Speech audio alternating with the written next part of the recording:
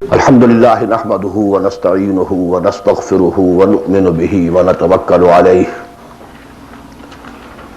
ونعوذ باللہ من شرور انفسنا ومن سیئات اعمالنا من يهده الله فلا مضل له ومن يضلله فلا هادي له ونشهد ان لا اله الا الله وحده لا شريك له ونشهد أن سيدنا ومولانا محمدا عبده ورسوله أرسله بالهدى ودين الحق ليظهره على الدين كله وكفى بالله شهيدا فصلى الله عليه وعلى آله وأصحابه وسلم تسليما كثيرا كثيرا اما بعد فقد قال الله تبارك وتعالى كما ورد في سورة البقرة اعوذ بالله من الشيطان الرجيم بسم الله الرحمن الرحيم يا ايها الناس اعبدوا ربكم الذي خلقكم والذين من قبلكم لعلكم تتقون وقال تبارك وتعالى كما ورد في سورة الذاريات وما خلقت الجن والانس الا ليعبدون وقال جل وعلا كما ورد في سورة يوسف إن الحكم إلا لله أمر أن لا تعبدوا إلا إياه ذلك الدين القيم صدق الله العظيم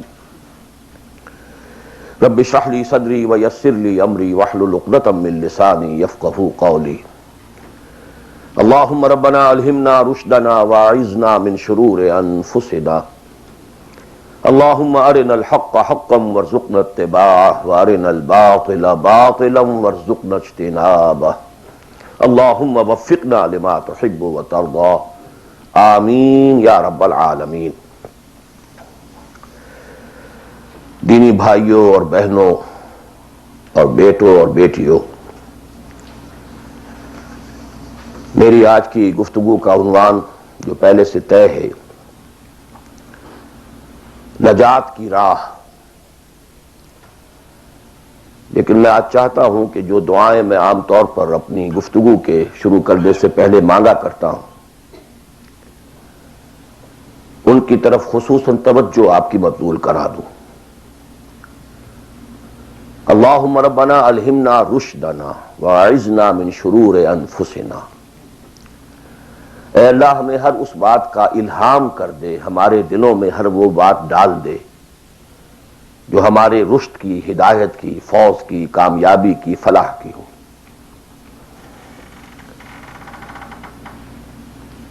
اللہم ارنا الحق حقا وارزقنا اتباعہ، اے اللہ ہمیں حق کو حق دکھا، ہم اس میں دھوکہ نہ کھا جائیں، مغالطے میں نہ مبتلا ہو جائیں، اور اسے قبول کرنے کی، اختیار کرنے کی ہمیں توفیق عطا فرما۔ محض حق کو سمجھ لینا کافی نہیں ہے، بلکہ الٹا نقصان دہ ہے اگر اسے اختیار کرنے کے لیے انسان تیار نہ ہو۔ اللہم ارنا الحق حقا وارزقنا اتباعہ وارنا الباطل باطلا وارزقنا اجتنابہ، ہمیں باطل کو باطل ہی دکھا، ایسا نہ ہو کہ ہم غلطی سے باطل کو حق سمجھ بیٹھیں، اور اے اللہ ہمیں اس باطل سے اجتناب کرنے کی، اس سے بچنے کی ہمت عطا فرما۔ اللہم وفقنا لما تحب وترضى، اور اے اللہ ہمیں ہر اس کام کی توفیق عطا فرما جو تجھے پسند ہے اور جن سے تو راضی ہوتا ہے۔ یہ دعائیں آپ میں سے ہر شخص اچھی طرح شعوری طور پر اس وقت اپنے دل میں مانگ لیں اور پھر میری گفتگو کو سماعت فرمائیں۔ نجات کا لفظ جو میں نے استعمال کیا ہے وہ ان کئی الفاظ میں سے سب سے نچلی سطح کا لفظ ہے جنہیں قرآن مجید کامیابی کے لیے استعمال کرتا ہے۔ بہت سے الفاظ آپ نے سنے ہوں گے، فوز، اولئک هم الفائزون، وہ کامیاب لوگ ہیں، رشد، اولئک هم الراشدون، وہ لوگ ہیں کہ جو بڑے نصیب والے ہیں، فلاح، اولئک هم المفلحون، وہ ہیں اصل میں کہ جنہوں نے بلند ترین کامیابی حاصل کر لی. سعادت. فَأَمَّا الَّذِينَ سُعِدُوا، ان میں سب سے نیچے کا لفظ ہے نجات. نجات سے اوپر ہے فوز، فوز سے اوپر ہے فلاح. یہ اس کی ہائر ڈگریز ہیں. جیسے کامیابی امتحانات میں ایک محض پاس ہو جانا ہے اور ایک اس میں اے گریڈز لے کر آنا ہے. یا ہمارے ہاں وہ ڈویژن شمار ہوتے ہیں، فرسٹ ڈویژن ہے، سیکنڈ ڈویژن ہے. تو یہ کئی اصطلاحات ہیں. فوز، فلاح، رشد، سعادت. سب سے کم سب سے نیچے، سب سے کم نجات. وَمَا لِي أَدْعُوكُمْ إِلَى النَّجَاةِ وَتَدْعُونَنِي إِلَى النَّارِ. تو کم سے کم جو کامیابی کی شرائط اسلام میں ہیں، آج ہمیں ان پر گفتگو کرنی ہے. اللہ تعالی ہمیں اس سے اوپر بڑھنے کی توفیق دے، رشد اور فوز اور فلاح کی منزلوں سے ہم کنار فرمائے. لیکن ظاہر بات ہے کہ یہ تمام منزلیں بعد میں ہیں، پہلے کامیابی تو ہو. جہاں تک اس نجات کی راہ کا تعلق ہے، اس کے موضوع پر کیونکہ قرآن مجید کی جامع ترین سورت جو اس لیول پر گفتگو کرتی ہے اور جامع ترین ہے، وہ سورۃ العصر ہے. والعصر ان الانسان لفی خسر الا الذین آمنوا وعملوا الصالحات وتواصوا بالحق وتواصوا بالصبر. ثابت ہوا یہ بیس لائن ہے، اس سے نیچے تو نجات ہی نہیں ہے، وہ تو خسران ہے، ناکامی ہے. یہ بیس لائن ہے. اسی لیے میرا جو کتاب چاہے نجات کی راہ سورۃ العصر کی روشنی میں، the road to salvation in the light of سورۃ العصر، اردو میں بھی ہے، انگریزی میں بھی ہے. تو جیسا کہ میں نے بتایا تھا اپنی ترجمہ قرآن کے نشستوں میں کہ میں نے اسی سورۃ العصر پر بیس کر کے ایک منتخب نصاب قرآن مجید کے مطالعے کا سلیکٹڈ کورس آف اسٹڈی یہ مرتب کیا، جس میں آم کی گٹھلی جس طریقے سے وہ شے ہے جس سے پورا آم کا درخت وجود میں آ جاتا ہے، ایسے ہی سورۃ العصر ہے جس سے پورا قرآن جو ہے کھلتا چلا جاتا ہے. کتاب احکمت آیاتہ ثم فصلت من لدن حکیم خبیر. کل قرآن سورۃ العصر میں ہے. اس پر میرے آڈیوز ہیں، ویڈیوز ہیں. پورا منتخب نصاب بھی سمجھیے سورۃ العصر کی تفسیر ہے. بہرحال اس موضوع پر میں نے گزشتہ 35 سالوں میں لا تعداد مرتبہ گفتگو کی، لیکن آج میں ذرا ایک مختلف زاویے سے، مختلف اسلوب میں، باتیں وہی ہیں، حق تو ایک ہے، جہنم ایک ہی ہوگی، اس کے اندر داخلے کے دروازے لہا سبعۃ ابواب. جنت ہے، اس سے داخلے کے دروازے مختلف ہیں. حق ایک ہے، لیکن اپروچ اس تک جانے کے لیے راستے ہیں بہت سے. تو میں آج ذرا ایک مختلف اسلوب سے وہی باتیں آپ کے سامنے دہراؤں گا. مختلف اسلوب کا فائدہ ہوتا ہے. جس بات کو انسان ایک خاص انداز سے سنتے رہنے کا عادی ہو جائے پھر اس پر توجہ نہیں کرتا. بہت مرتبہ سنی ہے، یہی بات ہے، لیکن ذرا سا اسلوب بدل دیجئے تو ذہن جو ہے وہ بیدار ہو جاتے ہیں اور ایک نئی آمادگی پیدا ہو جاتی ہے بات کو سمجھنے کے لیے. اسی لیے وہ بڑا پیارا مصرع ہے کہ ایک پھول کا مضمون ہو تو 100 رنگ سے بانو. بات تو ایک ہی پھول کو ڈسکرائب کرنا ہے، لیکن اس کو اس طرح سے کروں، اس طرح سے کروں، ایسے کروں. اور اسی کو قرآن مجید نے استعمال کیا. یہ اصل اسلوب قرآن کا ہے. کذالک نصرف الآیات، تصریف الآیات، آیات کو گردش دینا. ایک آیت میں ایک مضمون پہلے ہے، دوسرا بعد میں ہے. دوسری آیت میں دوسرا مضمون جو ہے وہ پہلے آ گیا ہے اور پہلا جو ہے وہ بعد میں لے آئے. یا ایھا الذین آمنوا کونوا قوامین بالقسط شہداء للہ، یہ سورہ نساء میں ہے.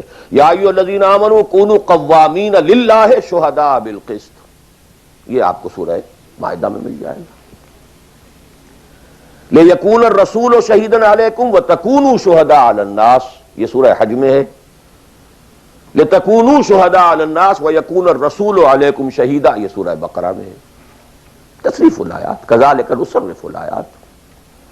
تو میں آج کوشش کر رہا ہوں تصریف آیات کے اس اسلوب کو کسی درجے میں، قرآنی اسلوب ہے، اس کو کاپی کرنا بھی آسان نہیں ہے، کوشش کروں گا اس سے اپنی وہی بات جو آپ میں سے بہت سے حضرات کے سامنے اس سے پہلے بہت مرتبہ آ چکی ہوگی، لیکن نئے اینگل سے۔ وہ اینگل کیا ہے؟ اللہ کا، دین کا ایک ہی تقاضا ہے انسان سے، وہ تقاضا جس کے بارے میں ہم کہہ سکتے ہیں کہ 100 بات کی ایک بات، ایک بات۔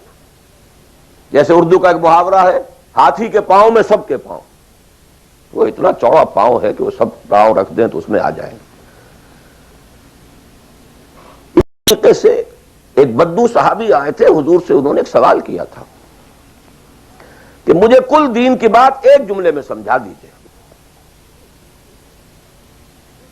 آپ نے فرمایا ہاں ٹھیک ہے، آؤ، قل آمنت باللہ ثم استقم، دیٹس آل، اللہ پر کہو کہ میں اللہ پر ایمان لایا، پھر اس پر جم جاؤ۔ اسی طرح آج میں آپ سے دین کا کل تقاضا، اللہ کا کل مطالبہ، اور میرے ذہن میں وہ آیت آ رہی ہے کلا لما یقض ما امرہ، ہم نے ایک ہی تقاضا انسان سے کیا، اس نے اس کو پورا نہیں کیا۔ اور میرے ذہن میں اس وقت ایک سین آ رہا ہے، وہ جو پکچر بنائی گئی تھی حضور کی سیرت پر، the messenger of Allah, the messenger of God perhaps, اس میں دکھایا گیا ہے کہ ابو طالب بستر وفات پر ہیں، آخری وقت ہے،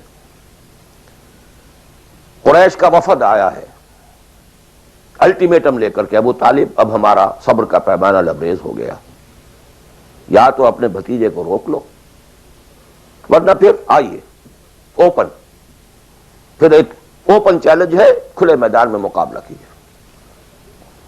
ایک جملہ اس وقت اس پکچر میں ہے جو کہا ابو طالب نے، ون ورڈ،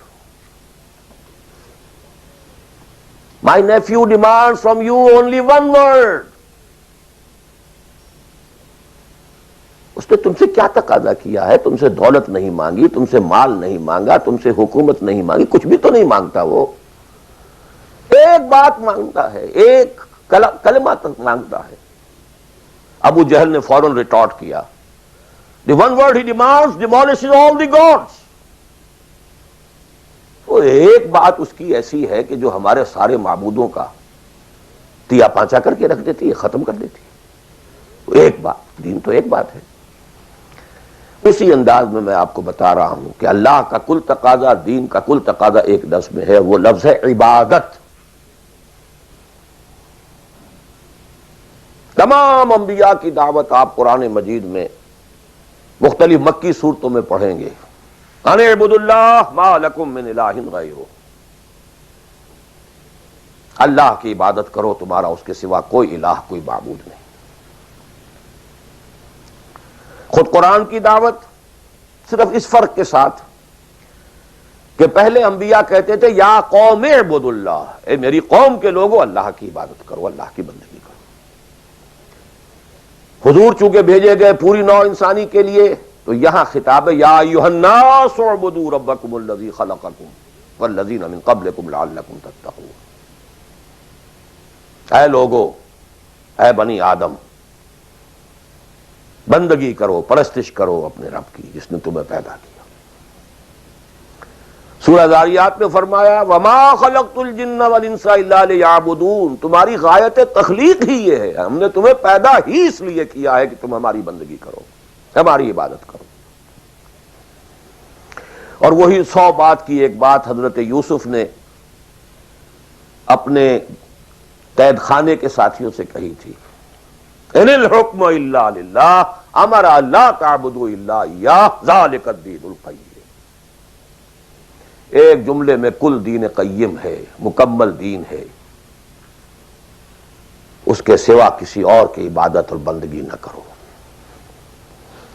ایک لفظ ہے، ایک تقاضا ہے، ہم پورا کر دیں تو نجات بھی ہے، فوز بھی ہے، فلاح بھی ہے، رشد بھی ہے، سعادت بھی ہے، ہدایت بھی ہے، سب کچھ.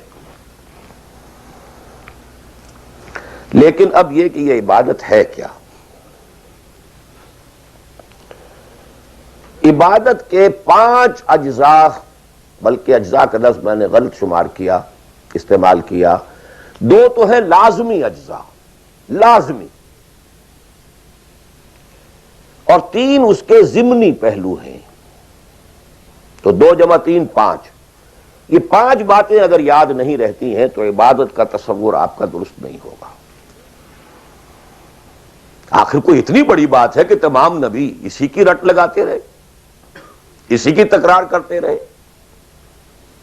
وہ اتنی بڑی بات ہے کہ ابدی فوز و فلاح اور رشد اور سعادت اس کے ساتھ وابستہ ہے. وہ بہت بڑی بات ہے، معمولی بات تو نہیں. ابدی جہنم اور ابدی جنت، کتنا فرق ہے، اور وہ اسی ایک لفظ کے ساتھ وابستہ ہے. عبادت ہے کیا؟ اس کے 2 جو لازمی اجزاء ہیں، ان میں سے ایک کی مثال ہے جسم. یہ میرا جسم 2.5 من وزن ہے اس کا، یہ میرا جسم ہے. ایک اس میں روح ہے، بدن وغیرہ نہیں ہے، نہ نظر آتی ہے، لیکن اصل انسان وہ روح ہے. اسی طرح عبادت کا جو جسد ظاہری ہے، جو نظر آتا ہے، پیلپیبل ہے، محسوس ہوگا، سامنے آئے گا، وہ ہے اطاعت کلی، total obedience. Without any reservation, کوئی استثناء نہ ہو. مخلصین لہ الدین، اطاعت کو اس کے لیے خالص کرتے، ٹوٹل اوبیڈینس. یہ ہے جسد. 2.5 من جو ہے عبادت، وہ یہ ہے. اور اس کی روح کیا ہے؟ اللہ کی محبت. یہ اطاعت محبت جذبے سے سرشار ہوگا تب تو عبادت ہے، ورنہ اطاعت ہے صرف. اطاعت تو انسان حکمرانوں کی بھی کرنے پہ مجبور ہو جاتا ہے. ہم انگریزوں کی اطاعت کرتے تھے، آپ یہاں بہت سے ایسے قوانین کی اطاعت کرتے ہیں جو آپ کو پسند نہیں ہے، مجبوری ہے، آ گئے ہیں، رہ رہے ہیں، کیا کریں. لیکن جب آؤٹ آف لو، انٹینس لو، جب کسی کی ٹوٹل اوبیڈینس قبول کی جائے گی تو یہ عبادت ہے. یہ 2 ہے اجزاء لازم. اس کو بڑی خوبصورتی سے امام ابن تیمیہ اور حافظ ابن قیم انہوں نے بیان کیا ہے. العبادت تجمع اصلین، غایت الحب مع غایت الذل والخضوع. 2 چیزیں جمع ہوتی ہیں تو عبادت پوری ہوتی. انتہا درجے کی محبت اور انتہا درجے کی عاجزی اور اطاعت اور سرفگندگی کسی کے سامنے. یہ دونوں چیزیں اطاعت کے لازمی اجزاء ہیں عبادت کے. اور ان دونوں کے بارے میں ایک بات اور نوٹ کیجئے، ان دونوں کے اعتبار سے اللہ اور اس کا رسول بریکٹڈ ہیں، ساتھ جڑے ہوئے. اس لیے کہ اللہ کی اطاعت رسول کی اطاعت کے ذریعے ہے. وَمَا أَرْسَلْنَا مِن رَّسُولٍ إِلَّا لِيُطَاعَ بِإِذْنِ اللَّهِ وَمَن يُطِعِ الرَّسُولَ فَقَدْ أَطَاعَ اللَّهَ. وہ ریپرزنٹیٹو ہے، وہ نمائندہ ہے اللہ کا، لہذا اللہ کی اطاعت، اطیعوا اللہ واطیعوا الرسول. اطاعت میں یہ دونوں بریکٹڈ ہیں. یہی وجہ ہے کہ قانون اسلامی کی مستقل سورسز جو ہیں وہ یہی 2 ہیں، اللہ کی کتاب اور اس کے رسول کی سنت. اسی طرح محبت میں بھی دونوں بریکٹڈ ہیں.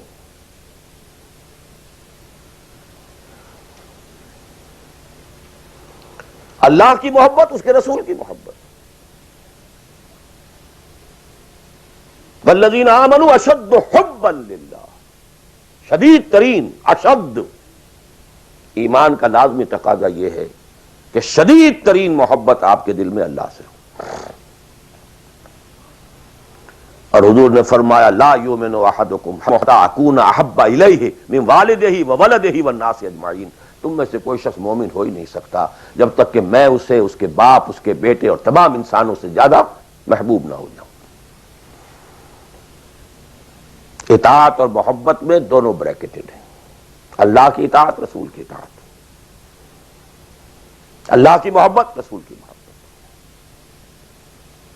بلکہ ایک نقطہ اور نوٹ کر لیجئے،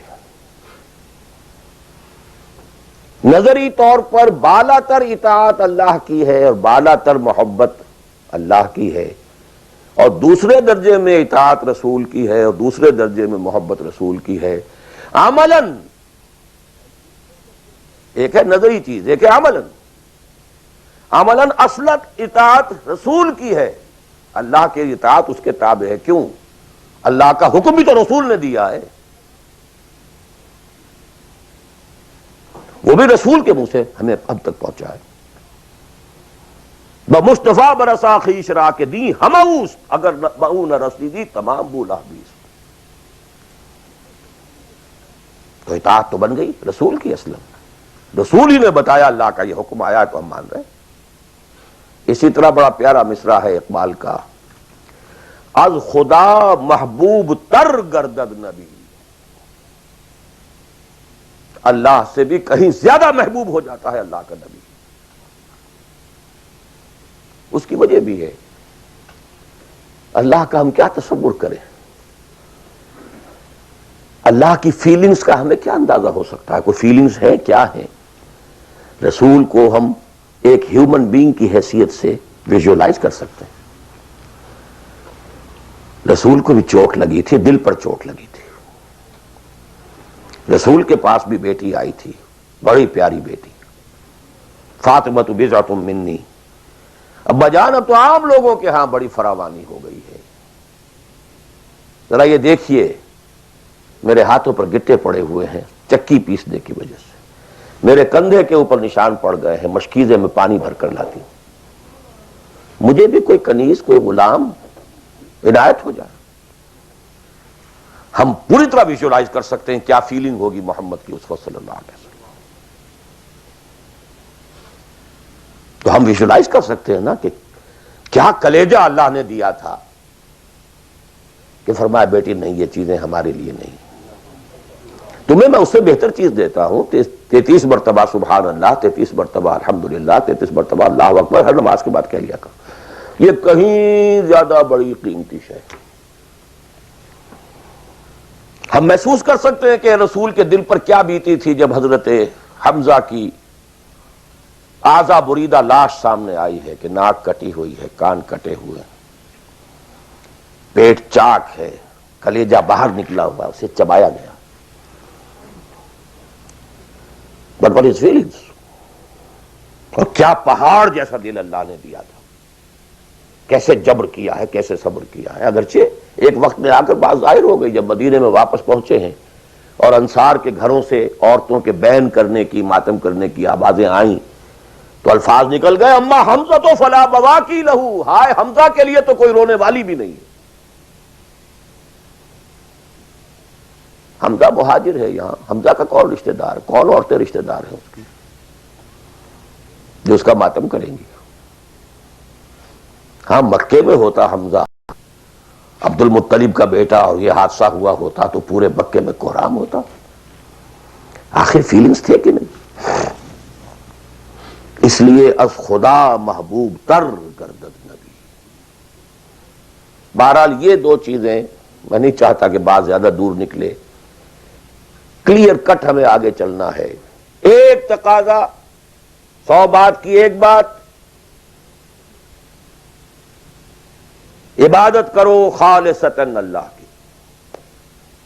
عبادت کے دو اجزاء لازم، اطاعت کلی، absolute obedience, total obedience, without any reservation, without any exceptions, کوئی استثناءات نہ ہو۔ زندگی کا ہر گوشہ، زندگی کا ہر پہلو، ظاہری ہو، باطنی ہو، داخلی ہو، خارجی ہو، انفرادی ہو، اجتماعی ہو، عائلی ہو، قومی ہو، سیاسی ہو، ہر اعتبار سے اللہ کی اطاعت،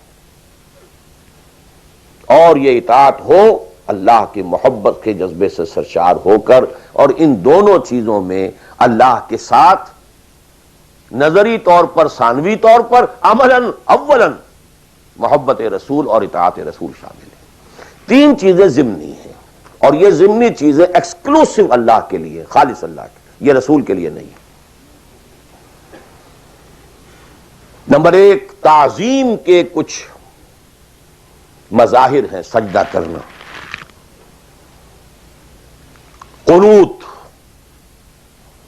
تعظیماً کسی کے سامنے کھڑے ہونا، ہاتھ باندھ کر، کندھے جھکا کر، یہ قنوت کہلاتا ہے۔ کھڑے ہونا تعظیماً، جھکنا تعظیماً، جس میں رکوع بھی ہے سجدہ بھی ہے، مطلقاً حرام کسی کے لیے بھی، یہ صرف اللہ کی، یہ مینیفیسٹیشنز ہیں اس کی، عبادت کا مظہر ہے۔ فَقُومُوا لِلَّهِ قَانِتِينَ، اللہ کے سامنے کھڑے رہا کرو، سجدہ کرو، یہ اللہ کے سوا کسی کے۔ نمبر دو، دعا صرف اللہ سے، نہ کسی نبی سے، نہ کسی رسول سے، نہ کسی فرشتے سے، نہ کسی اولیاء اللہ سے، نہ کسی بزرگ شخصیت سے، کسی سے نہیں۔ لا تدعو مع اللہ احدا، رسول سے بھی نہیں۔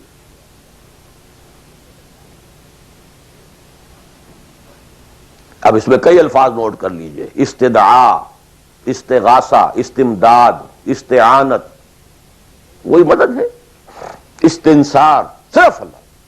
ہاں مادی قوانین کے تحت فزیکل ورلڈ میں ہم مدد مانگ سکتے ہیں، ذرا مجھے ایک گلاس پانی لا دیجئے، مجھے ذرا یہ کر دیجئے، معلوم ہے پانی ہے، یہ جائے گا لے آئے گا، لیکن بالغیب مدد کسی سے مانگنا، استغاثہ کسی سے کرنا، استعانت کسی سے کرنا حرام ہے، عبادت کو زیرو سے ضرب دے کر زیرو کر دیتا۔ نمبر تین، اخلاص و احتساب، صرف اللہ، جو نیک کام کرے صرف اس کی خوشنودی کے لیے۔ یہاں تک کہ حضور کے سامنے ایک صحابی ایسے ہی محاورے میں رواں روی میں کہہ بیٹھے، ما شاء اللہ و ما شئت، جو آپ چاہیں اور اللہ چاہے، فوراً ڈانٹ دیا، اجعلتنی للہ ندن، تم نے مجھے اللہ کا مد مقابل بنا دیا۔ مشیت صرف اس کی، وما تشاءون الا ان یشاء اللہ، کوئی نیک کام سوائے اس کی رضا جوئی کے لیے اگر کسی اور کے لیے کیا گیا، ریا ہے، سمعہ ہے، دکھاوے کے لیے ہے، شہرت کے لیے ہے، دنیا کمانے کے لیے ہے، لیڈری چمکانے کے لیے ہے، اقتدار حاصل کرنے کے لیے ہے، کوئی بھی اور مقصد اگر شامل ہوا، زیرو سے ضرب کھا کر پوری عبادت زیرو ہو جائے گی۔ احتساب، بدلے کی توقع صرف اللہ سے۔ یہ لفظ آپ خاص طور پر سنتے رہے ہوں گے ان دنوں بہت، من صام رمضان ایمانا واحتسابا غفر له ما تقدم من ذنبه ومن قام رمضان ایمانا واحتسابا غفر له ما تقدم من ذنبه ومن قام لیلۃ القدر ایمانا واحتسابا۔ ایمان کے ساتھ احتساب کیوں آ رہا ہے؟ اس کا اجر و ثواب سوائے اللہ سے اور کسی سے توقع نہ ہو۔ یہ 5 چیزیں ہیں۔ جہاں تک اطاعت کا تعلق ہے اس میں ایک ایکسیپشن نوٹ کر لیجئے، کہیں کسی وقت نسیان سے، خطا سے یا جذبات کے طوفان میں آ کر کوئی غلط حرکت کر بیٹھا،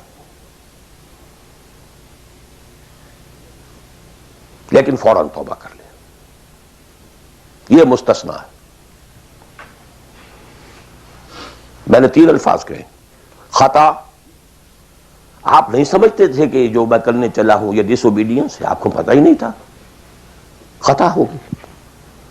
نسیان، بھول گئے، ایک وقت ایسا ہے کہ آدمی کے اوپر غفلت کا ایک پردہ پڑ جاتا ہے. حضور خود فرماتے ہیں انہ لیغان علی قلبی وانی لاستغفر اللہ فی کل یوم 70 مرہ. میرے دل پر بھی کبھی کبھی حجاب سا آ جاتا ہے، میں روزانہ 70 مرتبہ استغفار کرتا ہوں اللہ. تو ہم اپنے حجابات پر حضور کے حجاب کو قیاس نہیں کر سکتے. چہ نسبت خاک را با عالم پاک، وہ کوئی اور شے ہے، یہ کوئی اور شے ہے، لیکن یہ کہ باہر پردہ تو پڑتا ہے. اس میں کوئی غلط حرکت سرزد ہو گئی، یا نمبر 3 جذبات کا کوئی ہیجان تھا جس نے کہ اوور پاور کر دیا، انسان کی قوت ارادی کو معطل کر دیا، کوئی غلط حرکت سرزد ہو گئی. لیکن پھر توبہ فوراً. انما التوبۃ علی اللہ للذین یعملون السوء بجہالۃ ثم یتوبون من قریب. جیسے ہی طوفان گزرا فوراً ہوش میں آیا، یہ مجھ سے کیا ہو گیا. لا الہ الا انت سبحانک انی کنت من الظالمین. ربنا ظلمنا انفسنا وان لم تغفر لنا وترحمنا لنکونن من الخاسرین وان لم تغفر لی وترحمنی لاکونن من الخاسرین. اب یہ دعا رہے، گڑ گڑا کر اللہ معاف کر دے گا. It will be written off. It will be expunged. محو کر دیا جائے گا. یکفر عنہ سیئات ہی، اس کے معنی یہی ہے. ہاں اس کے برعکس اگر ایک گناہ بھی جان بوجھ کر مستقلاً کرتے رہے، ایک، باقی ساری 99% عبادت ہو رہی ہے، ایک حرام شے کو اپنے لیے حلال ٹھہرا لیا، شعوری طور پر، ارادی طور پر، مداومت کے ساتھ اس کے اوپر ڈیرے جما لیے، وہ ایک گناہ جو ہے وہ پوری عبادت کو زیرو سے ضرب دے کر زیرو کر دے گا، اور خلود فی النار، آگ میں ہمیشہ رہنے کی وعید. بلا من کسب سیئۃ واحاطت بہ خطیئتہ فاولئک اصحاب النار هم فیہا خالدون. ان پوائنٹس کو اچھی طرح نوٹ کیجئے. خطا خطا میں فرق ہے، گناہ گناہ میں فرق ہے. ایک گناہ غیر شعوری طور پر ہو گیا، خطا سے ہو گیا، نسیان سے ہو گیا، وقتی طوفان جذبات کا، کسی ایسی محفل میں تھے، مجلس میں تھے، کھو گئے، غلطی ہو گئی، فوراً متنبہ ہو گئے فوراً. یہ اور ہے. جیسے کہ آدمی، مجھے اچھی طرح یاد ہے ایک مرتبہ، اور میں بھولتا نہیں اس واقعے کو، میں میڈیکل کالج میں پڑھ رہا تھا تو ایک سائیکل پر جا رہا تھا کالج، اور سلپری تھی روڈ. جب سائیکل سلپ کرتی ہے تو پتہ نہیں چلتا میں کب گر گیا. گرا ہوں لیکن مجھے پتا اس وقت چلا جب اٹھ چکا تھا میں کہ میں گرا تھا، کیونکہ آدمی وہ پڑا نہیں رہتا، فوراً اٹھتا. یہ جو ہے فوراً اٹھنا، ثم یتوبون من قریب، یہ بھی بعد میں معلوم ہوتا کہ میں گرا تھا جبکہ اٹھ چکا ہوتا آدمی. اتنا انسٹنٹینیس ہوتا ہے. یہ ہے یتوبون من قریب. اور اس کو اللہ نے اپنے ذمے، انما التوبۃ علی اللہ، اللہ کے ذمے ہے یہ کہ وہ ایسے شخص کی توبہ قبول کرے. انما التوبۃ علی اللہ للذین یعملون السوء بجہالۃ ثم یتوبون من قریب. بہرحال یہ ایک اس کی ضمنی بات تھی کہ اطاعت کلی کے ضمن میں ان دونوں چیزوں کو ذہن میں رکھیے. گناہ کا ہو جانا، کل بنی آدم خطاؤون وخیر الخطائین التوابون، التائب من الذنب کمن لا ذنب لہ. بہت اس میں ہمارے لیے پر امید باتیں کہی گئی. اللہ کو اپنے گناہگار بندے کی توبہ سے اتنی ہی خوشی ہوتی ہے جتنی کہ اس شخص کو ہوئی جو ایک صحرا میں سفر کر رہا تھا. ایک ہی اونٹ تھا، اسی پر اس کا پانی تھا، اسی پر اس کا راشن تھا. تھوڑی دیر کے لیے سستانے کو لیٹا، آنکھ کھلی تو اونٹ غائب. دوڑ رہا ہے مشرق میں، مغرب میں، شمال میں، جنوب میں، تھک ہار کر بیٹھ گیا ہے. اب وہ موت کا انتظار کر رہا ہے. نہ پانی ہے، نہ کوئی غذا ہے، نہ کوئی سواری ہے کہ اس صحرا لقدق صحرا سے نکل سکے. کہ اچانک دیکھتا ہے کہ اونٹ تو کھڑا ہے، موجود ہے. تو اسے اتنی خوشی ہوتی ہے کہ وہ کہتا ہے اللہ تو میرا بندہ، میں تیرا رب. کہنا یہ چاہتا تھا اللہ تو میرا رب، میں تیرا بندہ، لیکن اتنا مغلوب ہو گیا ہے اس وقت جذبات میں خوشی کے کہ کہہ یہ بیٹھا کہ اللہ تو میرا بندہ، میں تیرا رب. اتنی خوشی ہوتی ہے اللہ کو اپنے کسی گناہگار بندے کی توبہ سے.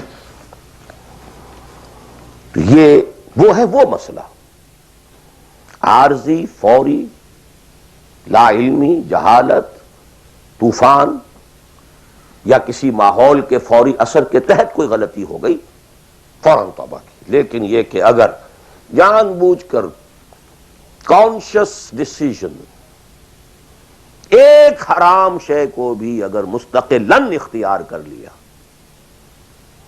بلا من کسب سیئۃ واحاطت بہ خطیئتہ فاولئک اصحاب النار هم فیہا خالدون. اب آئیے نیکسٹ، میں جسے آج ایک نیا اینگل کہہ رہا ہوں وہ کیا ہے. دیکھیے اطاعت کے دو پہلو ہیں، انفرادی اور اجتماعی. مجھے مراد کیا ہے؟ ان کی ریشو پروپورشن مختلف ہوگی. کوئی بہت آرگنائزڈ سوسائٹی ہے، اسٹیٹ کا کانسیپٹ ہے، اجتماعیت کا پڑھنا بہت بھاری ہو جاتا ہے، انفرادیت بہت محدود ہو جاتی ہے. کوئی بڑی پریمیٹو سی سوسائٹی ہے، آرگنائزڈ اسٹیٹ نہیں ہے، تو انفرادیت کا دائرہ وسیع ہوتا ہے، اجتماعیت محدود ہوتی ہے. In various proportions. لیکن پہلے ان کو آئیڈینٹیفائی کیجئے، اس سے میری مراد کیا ہے. ایک وہ اللہ کی اطاعت ہے کہ جو ایک انسان کے اپنے بس میں ہے، وہ کر سکتا ہے. چاہے بھوک آ جائے، فاقہ آ جائے، نقصان ہو جائے، جان کا اندیشہ ہو جائے، یہ کر سکتا ہے. ایک وہ اطاعت ہے جو کسی صورت کر ہی نہیں سکتا جب تک کہ اجتماعی ماحول نہ بدلے. کتنا ہی سنسیئر ہو، کتنا ہی نیک ہو، کتنا ہی فیصلہ کر لے، کر ہی نہیں سکتا. وہ اس کے ہاتھ میں ہے ہی نہیں. ایک ریاست ہے، آرگنائز اسٹیٹ ہے، اس کا لا ہے، آپ اس میں رہ رہے ہیں تو وہی قانون چلے گا. آپ کے بس میں نہیں ہے. آپ کا بیٹا فرض کیجئے خدا نہ خواستہ زنا کرے تو آپ اسے رجم نہیں کر سکتے، چاہے آپ کا بیٹا ہے. You have no power, no authority. آپ کا اپنا بیٹا اپنی بیٹی چوری کر لے، آپ ہاتھ نہیں کاٹ سکتے. مجھے یاد آ رہا ہے، لو ان فاطمہ بنت محمد سرقت، بالفرض ہی کہہ رہا ہوں نا میں بھی، مفروضے کے طور پر آپ نہیں ہاتھ کاٹ سکتے. ایک معاشرہ ہے جس کے اندر پوری معیشت جو ہے سود کے اوپر ہے، آپ سانس بھی نہیں لے سکتے کہ جو سود سے خالی ہو. امپاسبل. ایک اسٹیٹ ہے، آپ اس کے سٹیزن ہیں، آپ اس کے کانسٹیٹیوشن کے لائل ہیں، فیتھفل ہیں. تو جیسا کہ میں نے کہا تھا، آرگنائز سوسائٹی اسٹیٹ میں یہ دائرہ بہت بڑھ جاتا ہے. ٹرائبل ہے، وہاں یہ کہ انفرادیت کا کافی دائرہ ہوتا ہے، قانون کم سے کم ہوتے ہیں، نظم کم سے کم ہوتا ہے، سسٹم جو ہے اس کی گرفت کم سے کم ہوتی ہے. اب دیکھیے، دو حیثیتیں دنیا میں ممکن ہیں. ایک انتہائی خوش بختی کی، انتہائی خوش قسمتی کی کہ ایک انسان ایک ایسے ماحول میں پیدا ہو گیا ہے، یا وہ ہجرت کر کے ایسے ماحول میں چلا گیا ہے جہاں ٹوٹل دین غالب ہے، دین قائم ہے، نظام ہے ہی دین کا، حکومت ہے ہی اللہ کی. وہاں جا کر انسان کتنا how at ease he will feel. No friction. وہ بھی اللہ کی بندگی کرنا چاہتا ہے، ماحول بھی سازگار ہے، پورا نظام بھی اللہ کی بندگی پر ہے، پورا قانون بھی اللہ ہی کا نافذ ہے، پورا تعلیم کا ڈھانچہ بھی اللہ ہی کے ہدایت کے مطابق ہے، تمام ذرائع ابلاغ سے بھی اسی کے مطابق چیزیں ہیں جو نشر ہو رہی ہیں، آڈیو ویژول سب کچھ. انتہائی خوش قسمتی، موسٹ فارچونیٹ کہ ایک انسان ایسے ماحول میں ہو. لیکن فرض کیجئے کہ وہ ایسے ماحول میں ہے جہاں اللہ کا دین غالب نہیں. بہت محدود سا حصہ ہے جس میں وہ اللہ کا حکم مان سکتا ہے. نماز وہ پڑھ سکتا ہے، روزہ رکھ سکتا ہے، کوئی نہیں روکتا. اسرائیل میں بھی جا کے پڑھ لیجئے نماز اور روزہ، امریکہ میں کر لیجئے، بھارت میں کر لیجئے، کوئی نہیں روکتا. نو وے.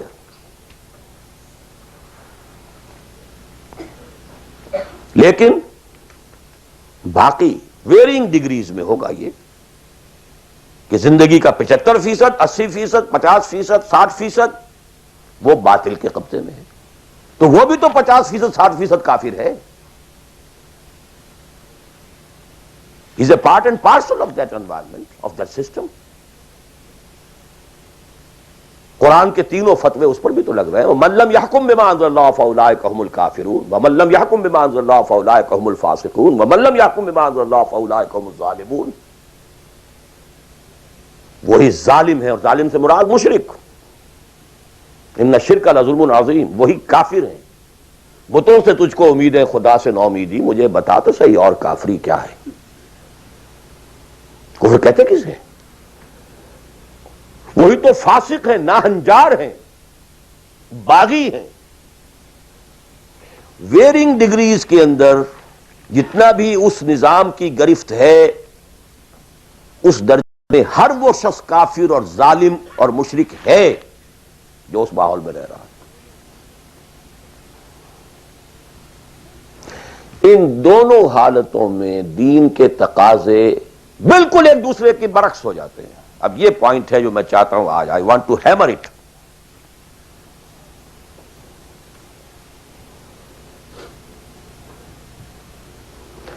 اگر آپ خلافت راشدہ کے دوران پیدا ہو گئے ہوتے، موسٹ فارچونیٹ، موسٹ ایزی. دین قائم ہے، اللہ کے احکام جاری ہیں، سارا نظام وہی ہے. دی ہول اسٹیٹ کرافٹ وہ اسلام کی بنیاد پر کام کر رہا ہے. آپ ایک سٹیزن ہیں، آپ کے لیے تقرب بالنوافل کے درجے کھلے ہوئے ہیں. فرض تو پورے ہیں یہاں.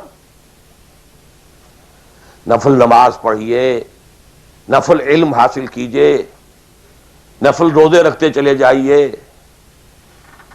نفلی چلے کیجئے، جو چاہیے کیجئے. تقرب بالنوافل. اور اس تقرب بالنوافل کا درجہ یہاں تک اونچا ہو سکتا ہے وَيَتَقَرَّبُ إِلَيَّ عَبْدِي بِالنَّوَافِلِ حَتَّى أَكُونَ. میرا بندہ نوافل کے ذریعے سے میرا تقرب حاصل کرتا جاتا ہے، کرتا جاتا ہے، کرتا جاتا ہے، یہاں تک کہ میں اس کی آنکھیں بن جاتا ہوں جن سے وہ دیکھتا ہے، اس کے کان بن جاتا ہوں جن سے وہ سنتا ہے، اس کے ہاتھ بن جاتا ہوں جن سے وہ پکڑتا ہے، اس کے پاؤں بن جاتا ہوں جن سے وہ چلتا ہے. حدیث قدسی. اور سارے وہابی بھی مانتے ہیں اس کو. یہ نہ سمجھیے کہ یہ کسی صوفی کی بڑھ ہے. حدیث صحیح عند کل المحدثین. اللہ ہاتھ بن جاتا ہے آپ کا، اللہ پاؤں بنتا ہے آپ کا، اللہ آنکھ بنتا ہے آپ کی، اللہ کان بنتا ہے آپ کا. یہ بہت اونچی بات ہے، بہت اونچی بات ہے، بہت اونچی بات ہے. لیکن یہ تقرب بالنوافل کا درجہ کہاں آئے گا؟ جہاں آپ ایک اسلامی نظام کے تحت سانس لے رہے ہیں، جہاں وہ اسلامی نظام نہیں ہے. پہلا فرض تن من دھن اس نظام کو بدلنے کے لیے لگا دینا. اگر یہ نہیں ہے تو نماز نہیں ہے، منہ پر دے ماری جائے گی. میں جو کچھ کہہ رہا ہوں علی وجہ البصیرت کہہ رہا ہوں، میری پوری زندگی کے مطالعے کا نچوڑ ہے. نماز منہ پر دے ماری جائے گی، روزے منہ پر دے مارے جائیں گے. You reconcile yourself to that system جو میری بغاوت کے اوپر مبنی تھا.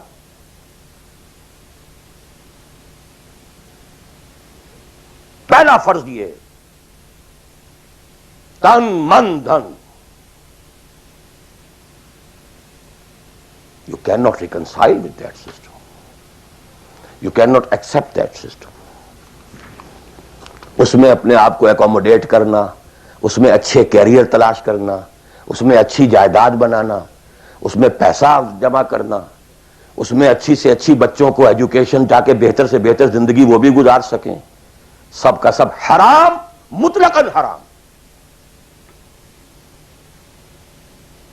پہلا کام یہ ہے اپنی جان، اپنا مال، اپنا تن، اپنا دن سب اللہ کے دین کے لیے خرچ کرو۔ سبسسٹنس لیول کے اوپر صرف جان کو باقی رکھنے کے لیے جو ناگزیر ہے، that is allowed, nothing more. This is the point, crucial point. اب ہمارے سامنے حدیثیں ہوتی ہیں اور وہ سارے فضائل کی کتابیں ہیں اور یہ ہیں جن کا تعلق اس ماحول سے تھا جب کہ دین قائم ہو چکا تھا، اس کانٹیکسٹ میں باتیں ہو رہی ہیں، نفل کی بات ہو رہی ہے اور قیام اللیل کی بات ہو رہی ہے اور جو ہے ختم قرآن کی بات ہو رہی ہے، اور اگر فجر کے بعد بیٹھے رہے مصلی پر اور 2 رکعت پڑھ کر اٹھے جبکہ سورج نکل چکا ہے تو اب یہ اتنا اونچا سوال، یہ ساری باتیں، all these things become absolutely irrelevant. The deciding factor is دین غالب ہے، ٹھیک ہے، چلو نوافل کی طرف، قرات کی طرف چلو، جتنا آگے سے آگے یتقرب الی العبد بالنوافل، ورنہ تقرب بالفرائض پہلے فرض کرنے ہوں گے، اور فرضوں میں پہلا فرض جہاد ہے۔ Now please note this word, جہاد اصل میں اس جد و جہد کا جامع عنوان ہے، your struggle against that system۔ لہذا انما المؤمنون الذين آمنوا بالله ورسوله ثم لم يرتابوا وجاهدوا باموالهم وانفسهم في سبيل الله، integral part of the definition of a مومن۔ اگر زندگی اس سے خالی ہے یا اتنی ہے، بس جتنی ہو جائے نفل کے درجے میں، اصل وقت اصل دھارا بہ رہا ہے دنیا کی طرف، دنیا کے حصول کے لیے، جتنا پھیل سکیں، جتنا پھل سکیں، جتنا پھول سکیں، جتنی جڑیں گہری جما سکیں، جتنا کچھ اولاد کے لیے چھوڑ کر مر سکیں، جتنا اولاد کو زیادہ سے زیادہ دنیا کی سہولتیں دینے حاصل کرنے کے قابل بنا کر جا سکیں، ساری تو توانائیاں اور ساری قوتیں اور ساری صلاحیتیں اور سارے اوقات تو کپے ہوئے اس میں۔ اچھا آپ کو تھوڑا سا دین کا کام بھی، آخر دھوکہ تو اپنے آپ کو دینا ہی ہے نا۔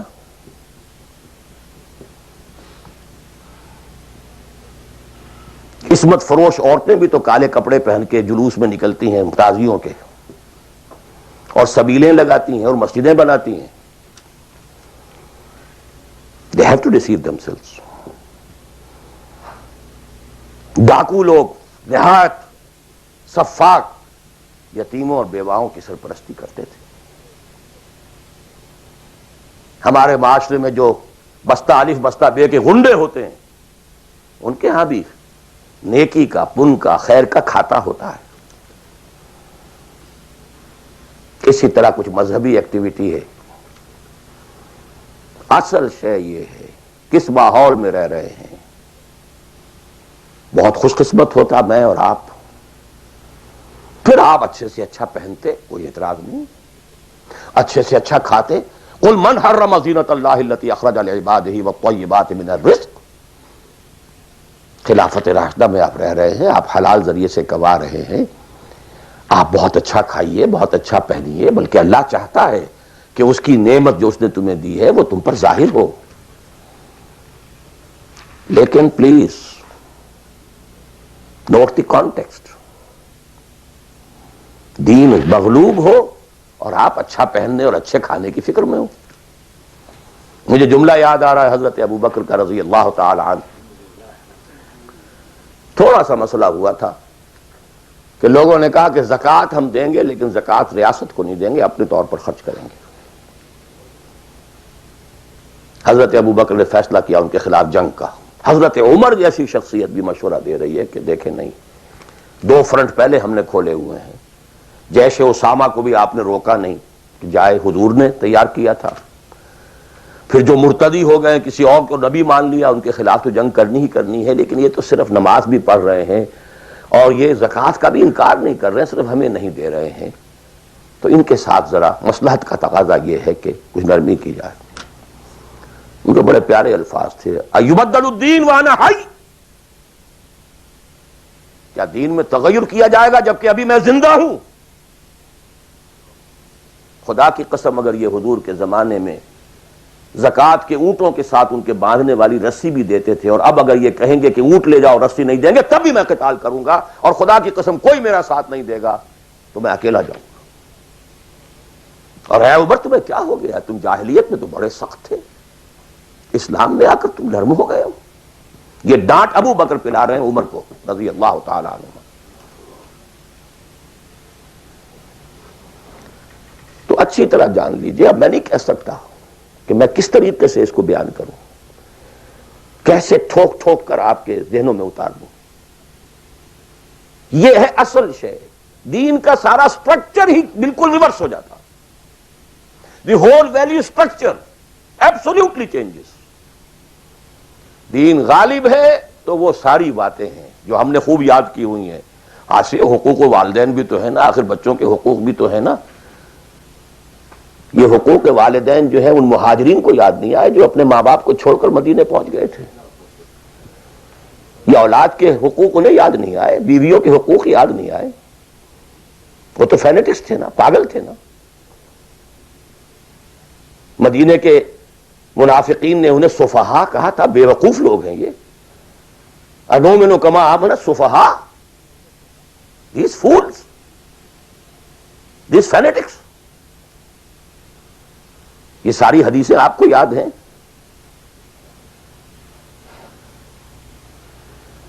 فرق ہے، اسلام غالب ہے تو مسئلہ کچھ اور ہے۔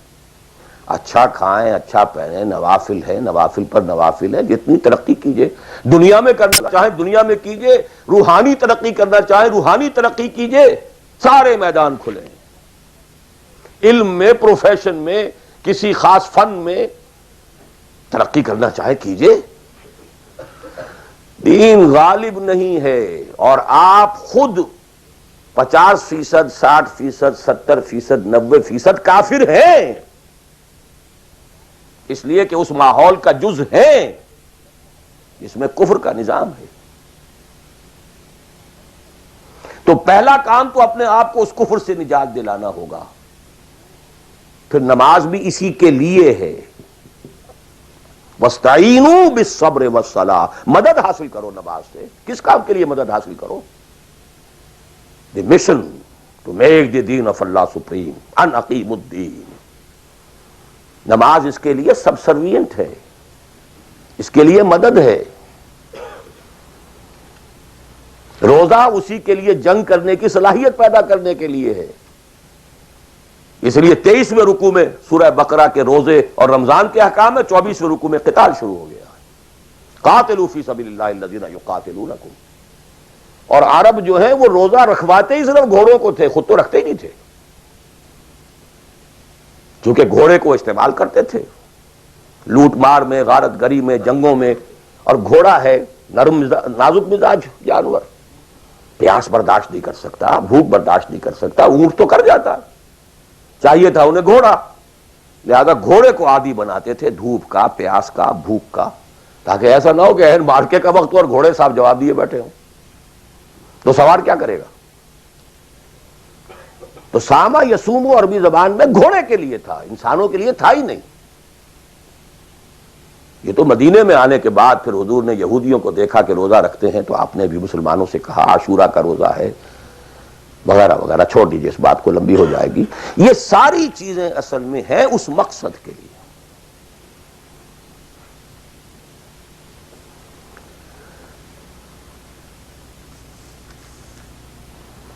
اب دیکھیے کہ اب پریکٹیکلی ہم آتے ہیں ایک مسئلے کے اوپر۔ آئی ہوپ میں اس سے زیادہ میں کر نہیں سکتا، میرے لیے ممکن نہیں ہے کہ میں اپنے احساسات کو جیسے کہ میرے ہیں آپ تک منتقل کر دوں۔ اور میں جانتا ہوں ایسے لوگوں کو جو 30 برس سے مجھے سن رہے ہیں اور یہ ساری باتیں سن رہے ہیں اور ٹس سے بس نہیں ہوتے۔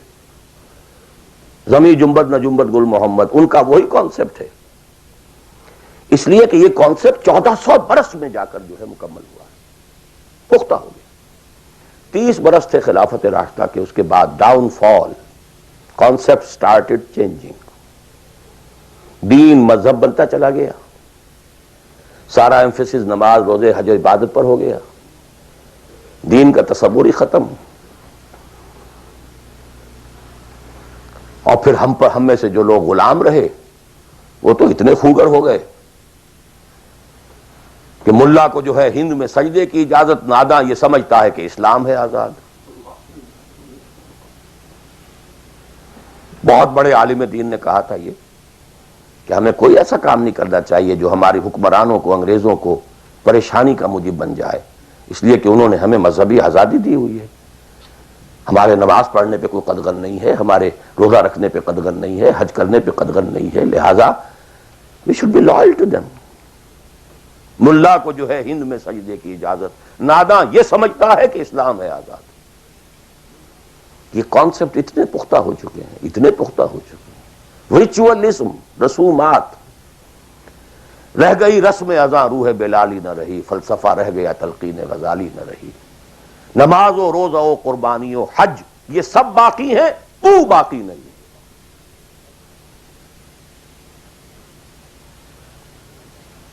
نمازیں بھی ہیں، روزے بھی ہیں، تراویح بھی ہم نے پڑھی ہے، اب موسم آ رہا، عید الاضحیٰ بھی ہوگی، قربانی بھی ہوگی، حج کے لیے بھی جائیں گے، لیکن دنیا پر کوئی اثر اس کا؟ 30 لاکھ آدمی حج کر کے آئیں گے، معاشرے پر کوئی زیرو کے برابر بھی کوئی اثر ہے؟ جو خود کا جا کر کے آتے ہیں ان پر کوئی اثر ہوتا ہے؟ جیسے گئے ویسے آئے۔ الٹا یہ کہ یہ اور کانفیڈنس لے آئے کہ پچھلے سارے گناہ معاف ہو گئے ہیں، اب اثر نو کرنے کی چھوٹ ہے۔ دس از واٹ از ہیپننگ۔ اور میں اپنا 35 سال کا تجربہ آپ کو بتا رہا ہوں۔ اصل ڈیسائسو پوائنٹ یہ، اس کو سمجھ لیں اگر تو آپ کا پورا تصور بدل جائے گا، ویلیو سٹرکچر بدل جائے گا، لیکن نہیں تو پھر جو بھی ہے وہ ہے۔ اب میں ایک عملی سوال کہہ رہا تھا کہ اس میں ایک بڑا عملی سوال ہے، میں کیا کروں؟ میں ایک ایسے ماحول میں رہ رہا ہوں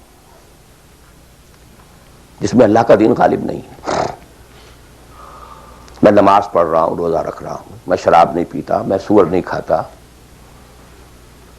چلو میں نے اپنا اکاؤنٹ جو ہے بینک میں جو ہے کرنٹ اکاؤنٹ رکھا ہوا ہے، میں نے کوئی سود نہیں لیا، نہ سود لینا چاہتا ہوں، کیا کروں؟ اکیلا چنا پہاڑ کو تو نہیں پھوڑ سکتا، پورا نظام تو میرے بدلنے سے نہیں بدل جائے گا، تو میں تو رہا پھر 40%، 50%، 60%، 70% کافر کا کافر۔ تو what's the way out? What's the مخرج؟ بڑی پیاری حدیث ہے وہ جس میں یہ الفاظ آتے ہیں، حضور نے فرمایا انہا ستکون فتنۃ، ایک وقت آئے گا کہ بڑا فتنہ ہوگا۔ حضرت علی فرماتے میں نے فوراً عرض کیا مل مخرج منہا یا رسول اللہ، اے اللہ کے رسول یہ بتائیے اس سے نکلنے کا راستہ کون سا ہوگا؟ یہ نہیں پوچھا کیا فتنہ ہوگا، کیوں ہوگا، کب ہوگا، کیسے ہوگا، کدھر سے آئے گا، کچھ نہیں، نکلنے کا راستہ بتائیے۔ بلکہ ایک اور روایت اس حدیث کی اس سے بھی زیادہ پیاری ہے کہ اصل میں حضرت جبرائیل نے کہا حضور سے یا محمد امتک بعدک، اے محمد صلی اللہ علیہ وسلم کبھی سوچا ہے تمہارے بعد تمہاری امت کا کیا بنے گا؟ تو حضور پلٹ کر سوال کرتے ہیں مل مخرج منہا یا جبرائیل، یہ تو بہت بڑا پرابلم تم نے اے جبرائیل میرے سامنے رکھا ہے، تو اب آپ ہی بتائیں اس سے نکلنے کا راستہ کیا ہوگا؟ قال کتاب اللہ، وہ پوری حدیث پھر وہی ہے، کتاب اللہ فیہ خبر ما قبلکم ونبأ ما بعدکم وحکم ما بینکم وہو ذکر الحکیم وہو صراط المستقیم وہو حبل اللہ المتین۔ اس کا مخرج کیا ہے؟ یہ ہے اصل میں میرے اور اگر تو یہ بات سمجھ میں آ گئی اس کے لیے تصور سمجھ لیجئے، ہمارے دین میں کفارے کا ایک تصور ہے۔ آپ نے روزہ توڑ دیا، وہ تو ٹوٹ گیا، کیا کروں، جڑ تو نہیں سکتا۔ کب اشکوں سے جڑ سکتا ہے؟ جو ٹوٹ گیا سو ٹوٹ گیا۔ موتی ہو کہ شیشہ جام کے بل، جو ٹوٹ گیا سو ٹوٹ گیا۔ تم ناحق ٹکڑے چن چن کر دامن میں چھپائے بیٹھے ہو، شیشوں کا مسیحا کوئی نہیں، کیا آس لگائے بیٹھے، وہ تو ٹوٹ گیا، لیکن اس کا کفارہ دے دیا گیا۔ کفارہ ہے، قسم کھائی تھی، یہ نہیں ہے کہ اب توڑ نہیں سکتے، غلط کھا بیٹھے، توڑو، کفارہ۔ آج میں اس لفظ کفارہ کے حوالے سے آپ کے سامنے وہ بات رکھ رہا ہوں۔ اب مجھے اللہ نے پیدا کر دیا اس دور میں، کسی کو ہندوستان میں پیدا کیا، کسی کو انگلستان میں کیا ہے، کسی کو امریکہ میں کیا ہے، کسی کو پاکستان میں کیا ہے، کچھ کو پاکستان پہنچا دیا ہے، چاہے زبردستی چاہے اپنی مرضی سے، کسی کو یہاں پہنچا دیا ہے چاہے کسی بھی نیت اور کسی بھی ارادے سے، لیکن اب ہیں کہیں ہیں، کیا کریں؟ کوئی کفارہ ہونا چاہیے، کوئی مخرج ہونا چاہیے، بس یہی کفارہ ہے۔ پھر نوٹ کر لیجئے، اس ماحول سے سوائے سبسسٹنس لیول کے اور کچھ حاصل مت کرو، اور اس سبسسٹنس لیول پر بھی جو کچھ تم نے کھایا پیا ہے اور سانس لیا ہے، جو انرجی کریٹ ہوئی ہے، اس کا میکسیمم اس جہاد میں صرف کر دو کہ اس نظام کو بدلو۔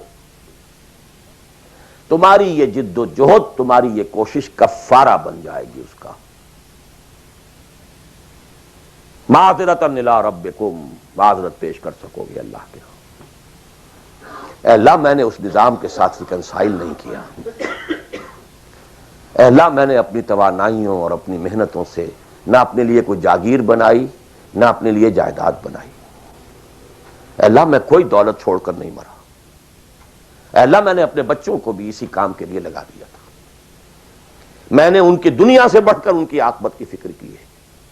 نہیں کر سکا، آگے کچھ نہیں ہو سکا تو میں بے بس ہوں۔ حضرت نوح بھی تو بے بس تھے، کیا کر گئے؟ لیکن اگر کسی بھی درجے میں ریکنسیلیشن ہے، کمپیٹیبلٹی ہے، اس کو آپ نے ایکسپٹ کر لیا ہے، اس میں پھلنے پھولنے اور پھیلنے کا بندوبست کر رہے ہیں، you are doomed. Everything will be multiplied by a big zero and will become a zero۔ یہ ہے جو میں سمجھا۔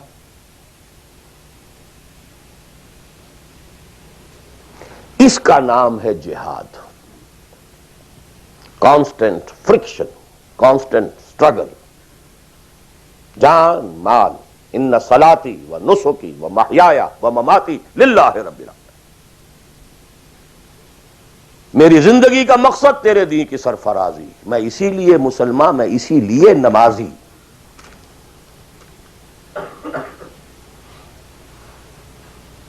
اب وہ آیت آئی،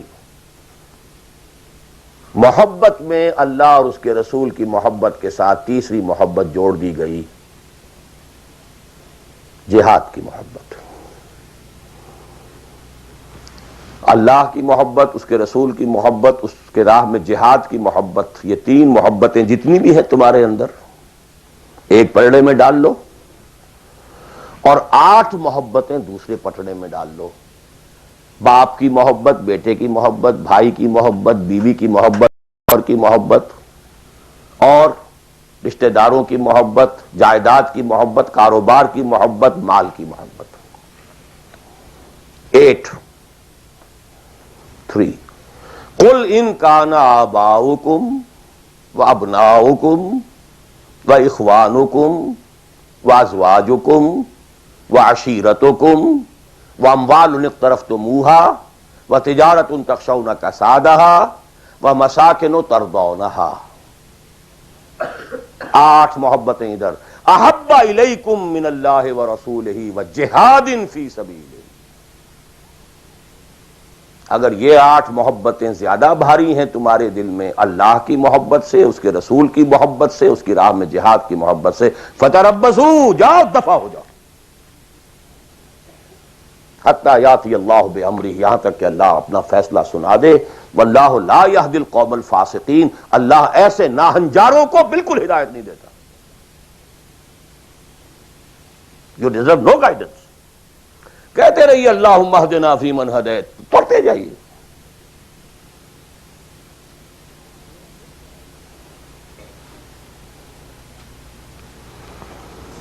تیرا دل تو ہے صنم آشنا، تجھے کیا ملے گا نماز میں. جو میں سر بسجدہ ہوا کبھی تو زمین سے آنے لگی صدا. تیرا دل تو ہے صنم آشنا، تجھے کیا ملے گا نماز میں. تمہارے دلوں میں تو مال کی محبت ہے، جائیداد کی محبت ہے، اولاد کی محبت ہے، بیویوں کی محبت ہے، اور کہیں نام رکھا ہوا اللہ کا بھی اور رسول کا بھی. وہ چھٹانک ہے تو یہ سیر ہے. یہ کیا ملے گا نماز. دلقت بیچے کے اور آید و تسبیح و مصلی. یہ ساری گدڑی جو تم نے صوفیوں والی پہن لی ہے اور مصلی کردے پر ہے، کس کام آئے گا. دس از دی کرکس آف دی میٹر. یہ ہے تو سب کچھ ہے، اور یہ نہیں ہے تو کچھ نہیں. اب جہاں تک اس کا تعلق ہے کہ وہ جد و جہد کیسے ہو، کس طرح کی جائے، طریقہ کار کیا ہو، اس میں میں اس وقت نہیں جانا چاہتا. وہ ایک بالکل ڈفرنٹ ایشو ہے. یہ ایشو کلیئر ہو جائے تو پھر آدمی خود تلاش کرے گا. If there is no other way out, اب تو وہ خود تلاش کرے گا. پیٹ کھانے کو مانگتا ہے تو کہیں کوئی رسی چلاتا ہے، کہیں کوئی ٹوائلٹ صاف کرتا ہے، کہیں کچھ اور کرتا ہے، کہیں برف کے شاول اٹھا کے پھینک رہا ہے 10-10 گھنٹے. کسی کو کہنے کی ضرورت نہیں کہ یہ کام ضرور کرو، پیٹ کھانے کو مانگتا ہے. It's your own requirement. جب یہ محسوس ہو جائے یہ میرا فرض ہے، اور یہ فرض ہے، یہ کوئی اضافی نیکی نہیں ہے، یہ نوافل نہیں ہے. نوافل تو اگر دین کا ماحول، دین قائم ہوتا پھر تو نوافل کا میدان تھا. جڑ سے وہ نظام ہی نہیں ہے تو فرض عین پہلا یہ ہے کہ اس کو بدلو. اگر یہ معلوم ہو جائے کہ اگر میں یہ نہیں کر رہا تو میں کافر شمار ہو رہا ہوں، میں ظالم شمار ہو رہا ہوں، میں فاسق شمار ہو رہا ہوں. لستم علی شیء حتی تقیموا التوراۃ والانجیل وما انزل الیکم من ربکم یا ایھا الذین آمنوا لستم علی شیء حتی تقیموا القرآن وما انزل الیکم من ربکم. اب جہاں تک اس کا تعلق ہے کہ وہ جد و جہد کیسے ہو، کس طرح کی جائے، طریقہ کار کیا ہو، اس میں میں اس وقت نہیں جانا چاہتا. وہ ایک بالکل ڈفرنٹ ایشو ہے. یہ ایشو کلیئر ہو جائے تو پھر آدمی خود تلاش کرے گا. If there is no other way out, اب تو وہ خود تلاش کرے گا. پیٹ کھانے کو مانگتا ہے تو کہیں کوئی رسی چلاتا ہے، کہیں کوئی ٹوائلٹ صاف کرتا ہے، کہیں کچھ اور کرتا ہے، کہیں برف کے شاول اٹھا کے پھینک رہا ہے 10-10 گھنٹے.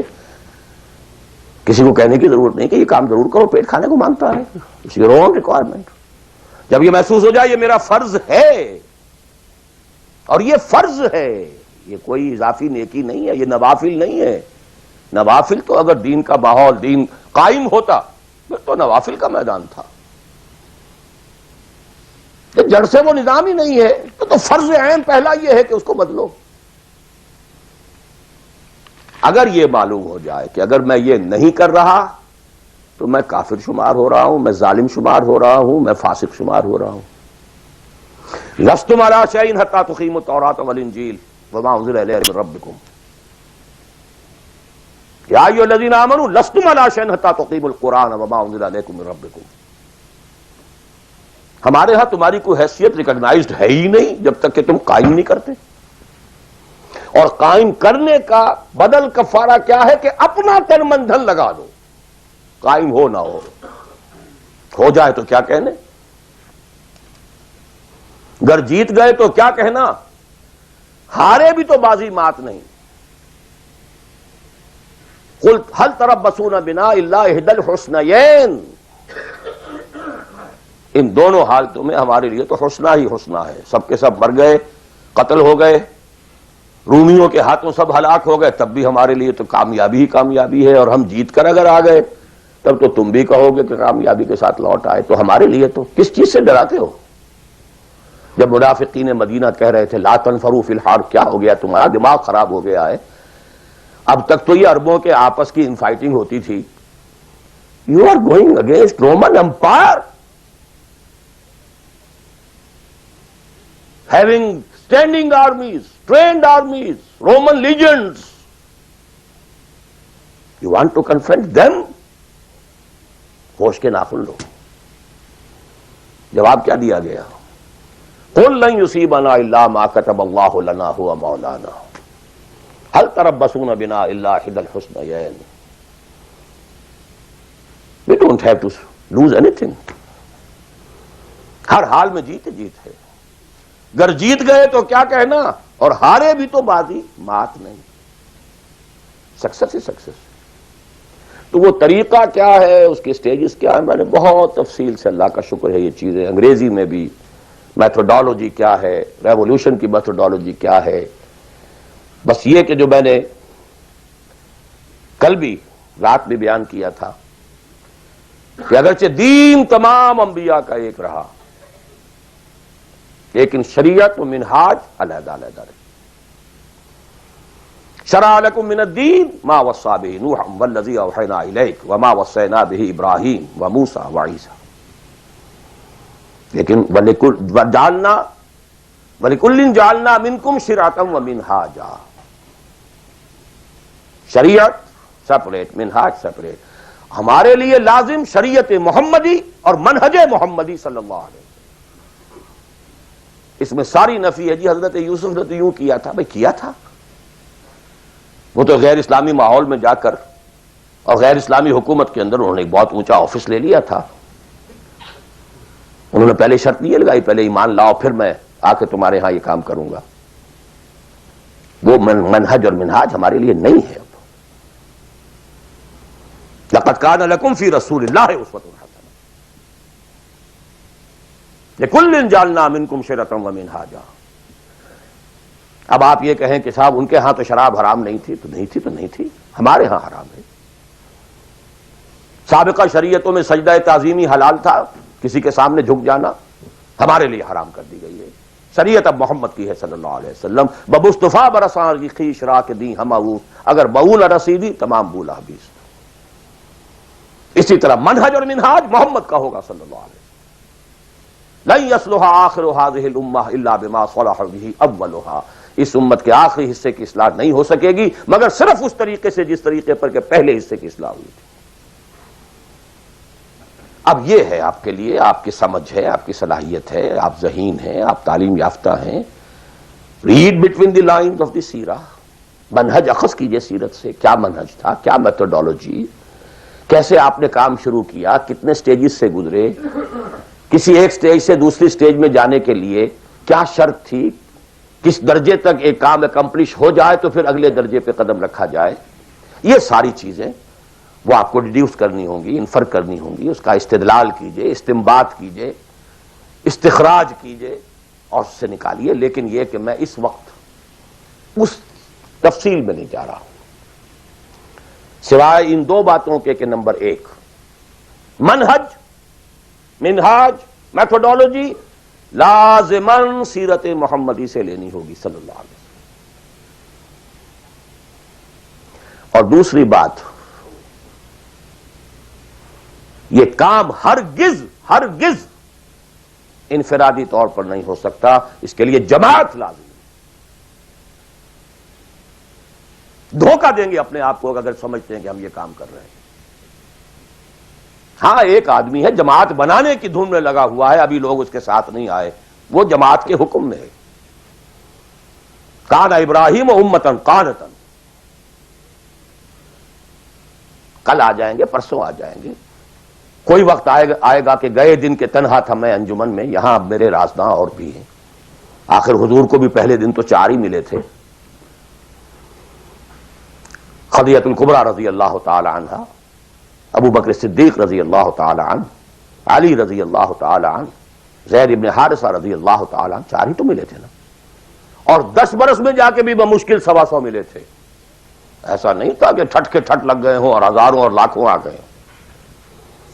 In the 10th year after the beginning of Wahi, not more than 125 or maximum 150 people were around him. لیکن جماعت، ید اللہ علی الجماعہ، علیکم بالجماعہ.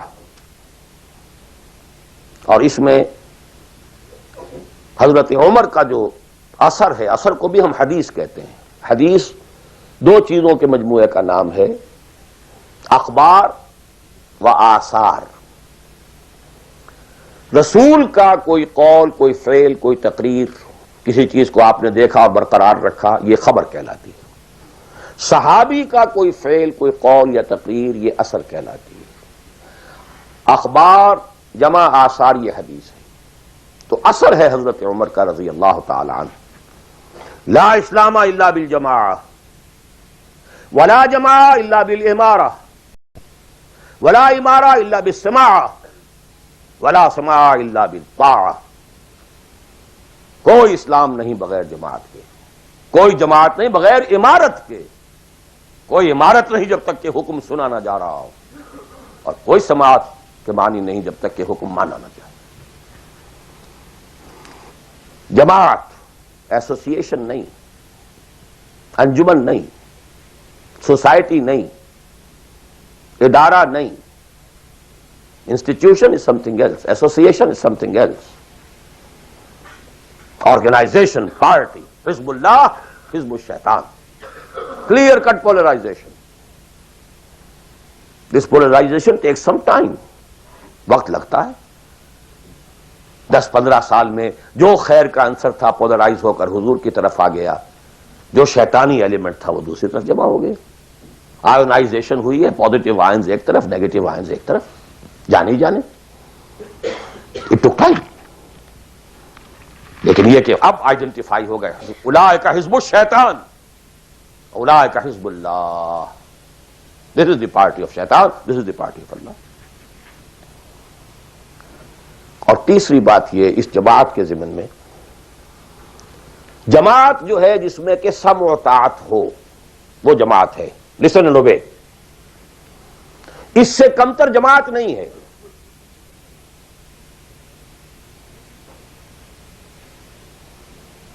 لیکن یہ جماعت مختلف قسم کی ہو سکتی ہے۔ ایک کانسٹیٹیوشنل جماعت ہو سکتی ہے، اس میں کانسٹیٹیوشن کو وہ حیثیت حاصل ہوتی ہے کہ you have to obey it.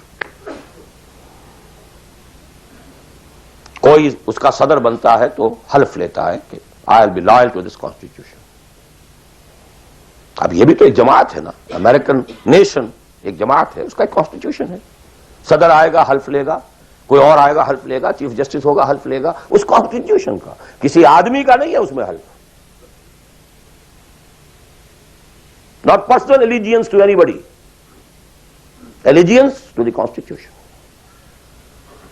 اسی طریقے سے جماعتیں بنے، ان کا دستور ہو، یہ ممبرشپ کی ریکوائرمنٹ ہے، یہ آپ پورا کریں گے ممبر بن جائیں گے، آپ امیر منتخب کریں گے کثرت رائے سے، پھر یہ کہ امیر جو ہے وہ بھی شورا بھی منتخب کریں گے، شورا کی رائے کا وہ پابند ہوگا یا نہیں ہوگا، کس درجے میں ہوگا، کس درجے میں، آپ بنا لیجئے کانسٹیٹیوشن، اور جو شخص بھی شامل ہوگا وہ اس کانسٹیٹیوشن کا حلف اٹھائے گا۔ To abide by this constitution۔ اس قسم کی جتنی جماعتیں ہیں، please take it from me, مباح ہیں، جائز ہیں، حلال ہیں، بشرطے کہ اس میں ڈسپلن ہے، اوبیڈینس ہے۔ دی اونلی ڈفرنس از کہ اس میں اوبیڈینس یا ڈسپلن کسی فرد کے ساتھ الیجینس پر نہیں ہے، بلکہ ایک کانسٹیٹیوشن کے ساتھ الیجینس پر ہے۔ But you have to obey, listen and obey، can't go beyond that constitution۔ تو مباح اور حلال اور جائز ہر وہ جماعت ہے، خواہ کسی بنیاد پر بنی ہوئی ہو، جس میں ڈسپلن ہے اور سمع و طاعت ہے، listen and obey ہے۔ لیکن منصوص، مسنون، معصور، یہ تین الفاظ، منصوص وہ شے ہے کہ جس کا ذکر قرآن اور حدیث میں ہو، نص یہ ہے ہماری۔ مسنون وہ شے ہے جس پر حضور نے عمل کیا ہو۔ معصور وہ شے ہے جس پر کہ آپ کے بعد بھی ہماری امت کے لوگوں نے عمل کیا ہے۔ صرف ایک طریقہ ہے اور وہ ہے پرسنل بیعت کا، شخصی بیعت، allegiance to a person۔ That is called بیعت۔ ہمارے ہاں حضور نے لی تو بیعت لی، حالانکہ آپ نبی تھے، رسول تھے، آپ کی اطاعت تو کرنی ہی کرنی تھی، اس کا کوئی سوال ہی پیدا نہیں ہوتا، کسی اور ایڈیشنل فارمل کسی ایگریمنٹ کی کوئی ضرورت ہی نہیں۔ But he had to leave some uswa for the ummah. اگر یہ نہ ہوتا تو بعد میں والوں کے لیے، بعد میں تو کوئی نبی تو نہیں آنا، رسول تو نہیں آنا، اسوا کہاں سے آتا پھر؟ بایعنا رسول اللہ صلی اللہ علیہ وسلم علی السمع والطاعۃ فی العسر والیسر والمنشۃ والمکرہ وعلی عثرۃ علینا وعلی لا ننازع امر اہلہ وعلی نقول بالحق اینما کنا لا نخاف فی اللہ لومۃ لائم. متفق علیہ، بخاری مسلم دونوں میں یہ حدیث موجود ہے. عبادہ ابن صامت رضی اللہ تعالیٰ. سوچئے جب رسول مان لیا تو یہ ساری باتیں کہنے کی ضرورت کیا ہے؟ Sometimes I do wonder, brother, when you say Allahumma taqabbal minna ruku'ana wa sujudana wa what's this? Salatana, yakfi inshallah. Rabbana taqabbal minna innaka antas sami'ul alim. Everything. Why to go on counting them? اور کیا چیز اللہ تعالیٰ تسبیح ہے، تحمید ہے، تکبیر بھی ہم کر رہے ہیں، تکبیرنا و تسبیحنا و تحمیدنا و رکوعنا و سجودنا و قنوتنا، everything. One thing, sufficient. ربنا تقبل منا انك انت السميع العليم.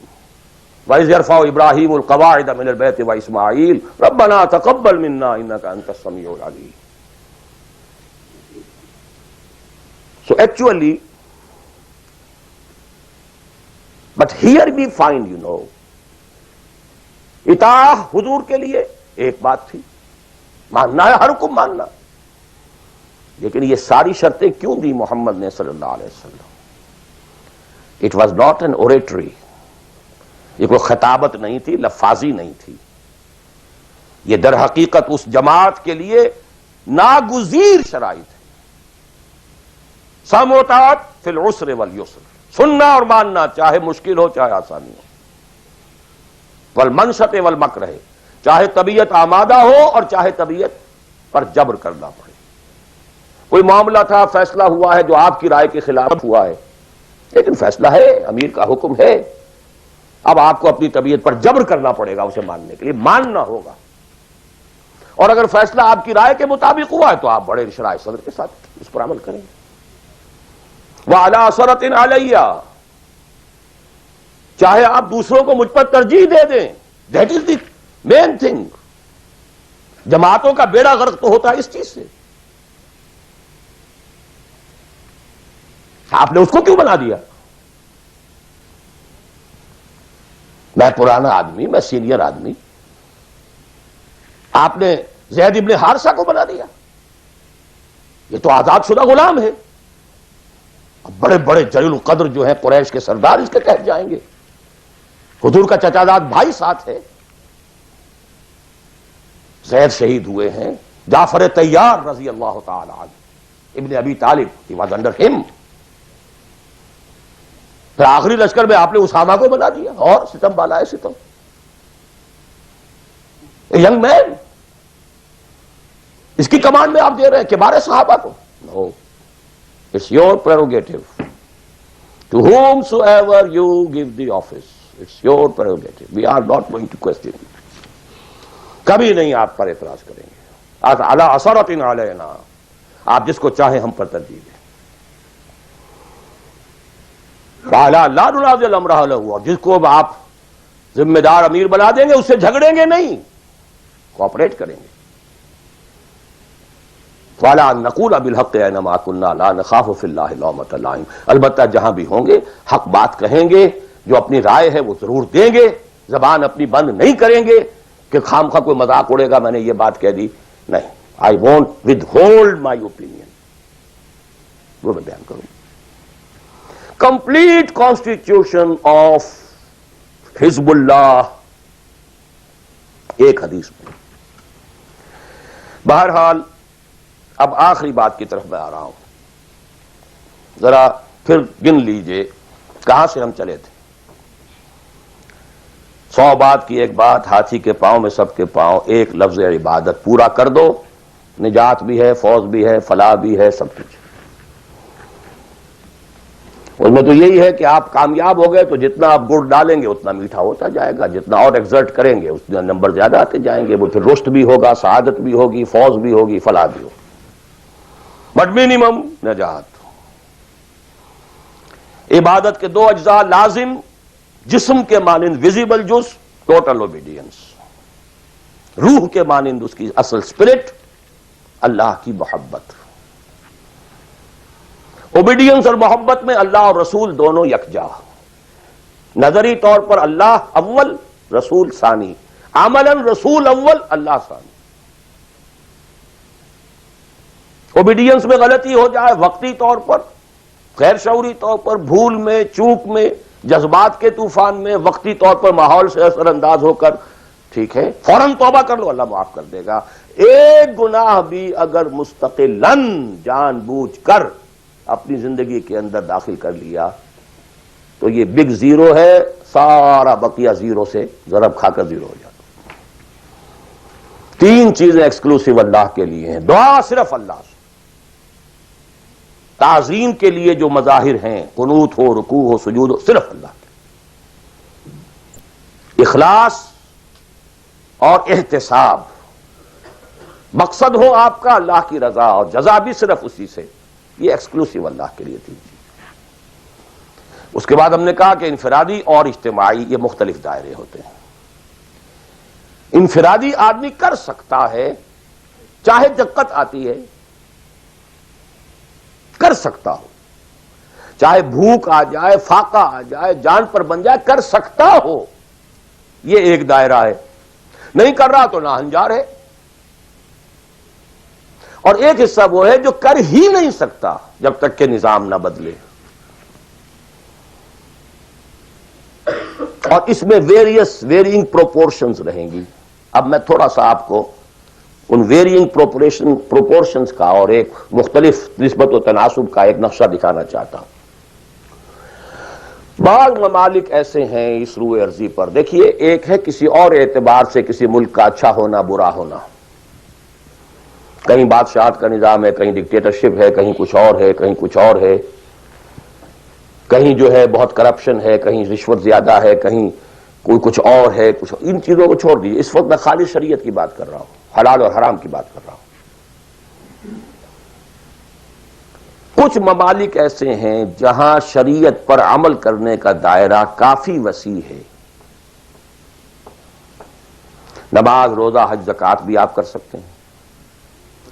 آپ کا پرسنل لا بھی پورا آپ کے مطابق ہے. شادی، بیاہ، نکاح، طلاق ٹوٹلی آپ کے اپنے ہاتھ میں ہے. لا آف انہیریٹنس بھی آپ کا چل سکتا ہے. کسی درجے میں حدود اور جو ہے سزائیں، حدود و تعزیرات بھی نافذ ہیں.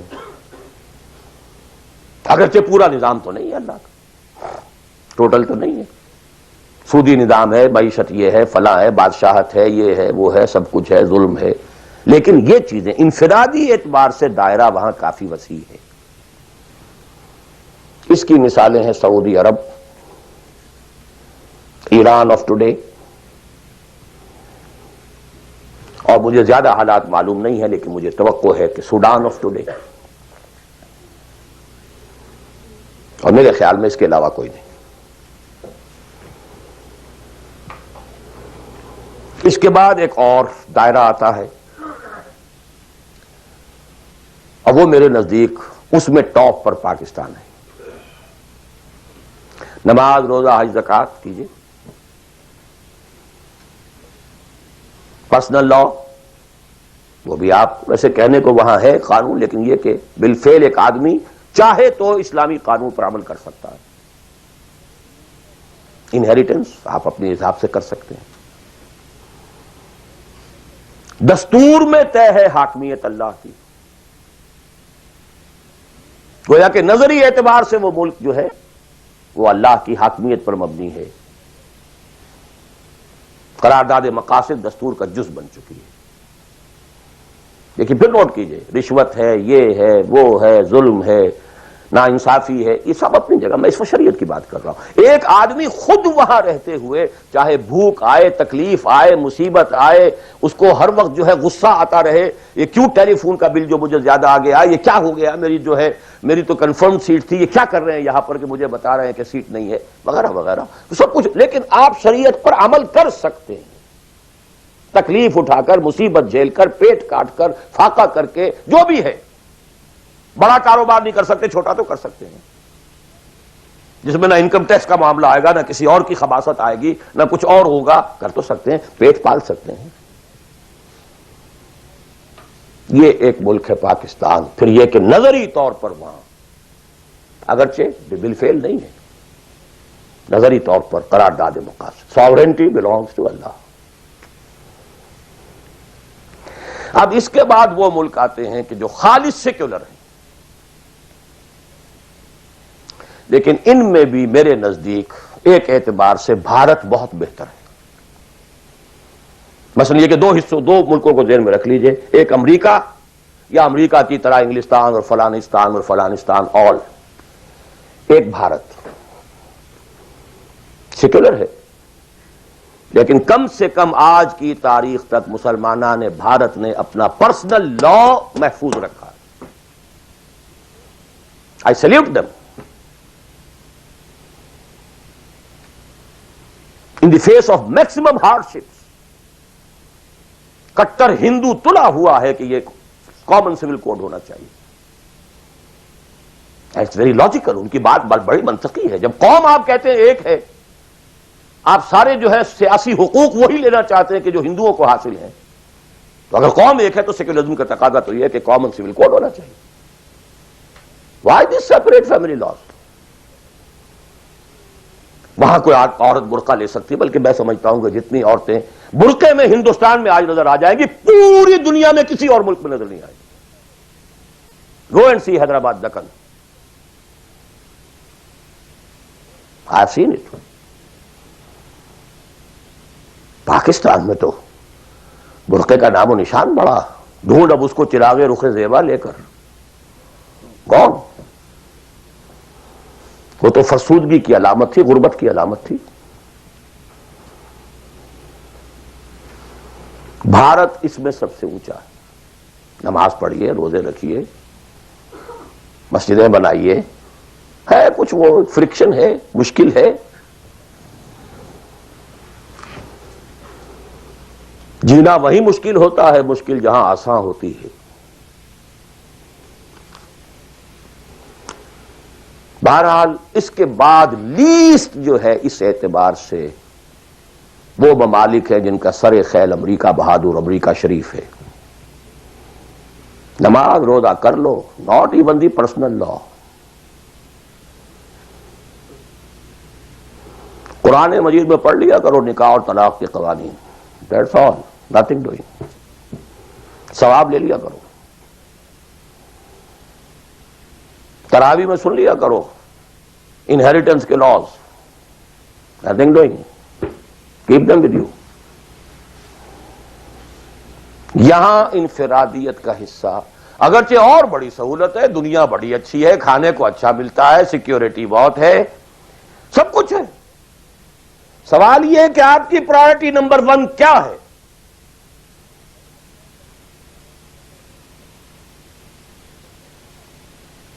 تو بائی چوائس اگر کسی کا مسئلہ ہے تو میرے نزدیک وہ بڑا مخدوش ہے۔ ایک شخص پیدا ہی یہاں ہوا ہے، وہ بات اور ہے بالکل۔ وہ تو ایسے ہی جیسے حضور مکے میں پیدا ہوئے، کفر کفر تھا، اسٹرگل کرے، کوشش کرے، جد و جہد کرے، اسی جد و جہد میں جان دے دے، you are successful. But by choice, جہاں زیادہ دین کا حصہ ہے اس کو چھوڑ کر جہاں کم حصہ ہے وہاں آنا، اور کس لیے آنا؟ For better life, for better living, for better earning, for more comforts, more enjoyments. اب میں کوئی لفظ استعمال نہیں کرنا چاہتا آگے، it's for everybody to decide himself. یہ گریڈیشن ضرور ذہن میں رکھیں۔ پاکستان میں بہت گند ہے، بہت خرابی ہے، رشوت ہے، جھوٹ ہے، لیگ پولنگ ہے، بیک بائٹنگ ہے، یہ ہے، وہ ہے، سود تو وہاں بھی ہے، یہ تو وہاں بھی، ٹھیک ہے، ایبسلیوٹلی کریکٹ۔ وہاں بھی معیشت سود کی ہے، معیشت تو ساری سود کی سعودی عرب کی بھی ہے، سارے دینی ادارے چلتے ہیں وہاں پہ سود کے پیسوں پر۔ یہ ڈاکٹر غلام مرتضیٰ ملک صاحب نے مجھے بتایا، جو ٹی وی وغیرہ پہ کافی آتے ہیں، کہ ایک مرتبہ ان کی سیلری تھی، سعودی عرب میں وہ کام کرتے تھے، اس میں ہاؤس رینٹ کئی مہینے جو ہے وہ کسی غلطی کی وجہ سے وہ شامل نہیں کیا گیا، تو انہوں نے ایک ایریئرز کا بل بنایا۔ اب وہ بل گیا، اب وہ کئی مہینے ہو گئے، جا کے پوچھتے تھے تو جواب یہ دیتا تھا ما جعل قسط نہیں آئی ابھی۔ اب وہ کئی مہینے سننے کے بعد کہا واٹ از دس قسط؟ پتہ نہیں آپ کو شیخ؟ نہیں، اتنا روپیہ امریکن بینکس میں رکھا گیا ہے اس ادارے کے نام سے جس کے سود سے آپ کی تنخواہیں ملتی ہیں، وہ سود کی قسط آئی نہیں۔ جیسے دن سعودی عربیہ، آخر سارا پیٹرن تو وہی ہے نا، سیکھا تو یہیں سے ہے، جو کچھ سیکھا ہے، فاؤنڈیشنز بنتی ہیں، جو انڈومنٹس ہوتے ہیں، اسی سے ادارے چلتے ہیں، آخر اور کہاں سے ہیں؟ معلم کل تو یہی ہے نا۔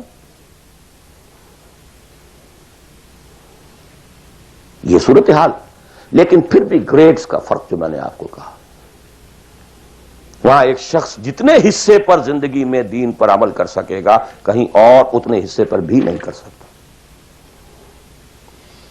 اس اعتبار سے فرق اور ہے۔ عبادت کے اس کانسیپٹ کو سامنے رکھیے، انفرادی، اجتماعی، ویئرنگ ڈگریز۔ اب ظاہر بات ہے، آخری پوائنٹ ہے میرا یہ، جتنی حالت خراب ہے اتنی ہی شدید محنت درکار ہوگی اور اتنا ہی زیادہ ثواب ملے گا۔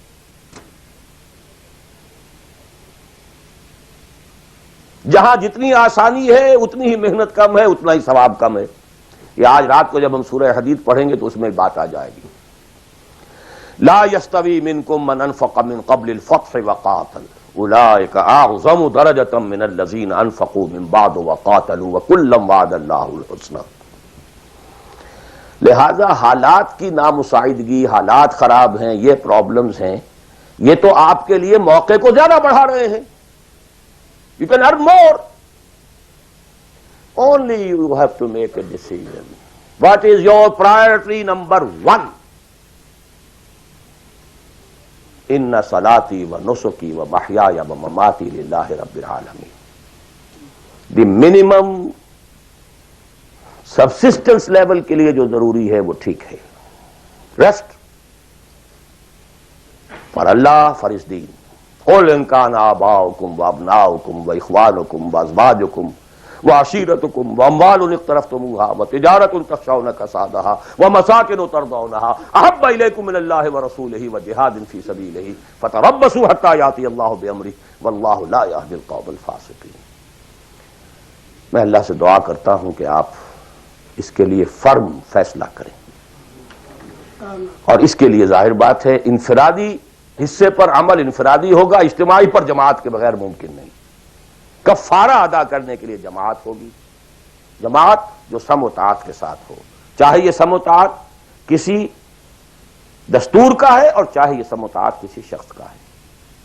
دستور کے ساتھ سم و طاعت مباح ہے، جائز ہے، حلال ہے، لیکن ایک شخص کے ساتھ سم و طاعت منسوس ہے، مسنون ہے، معصور ہے، اور ان دونوں کے درمیان جو فرق و تفاوت ہے اس کو بیان کرنے کی ضرورت نہیں۔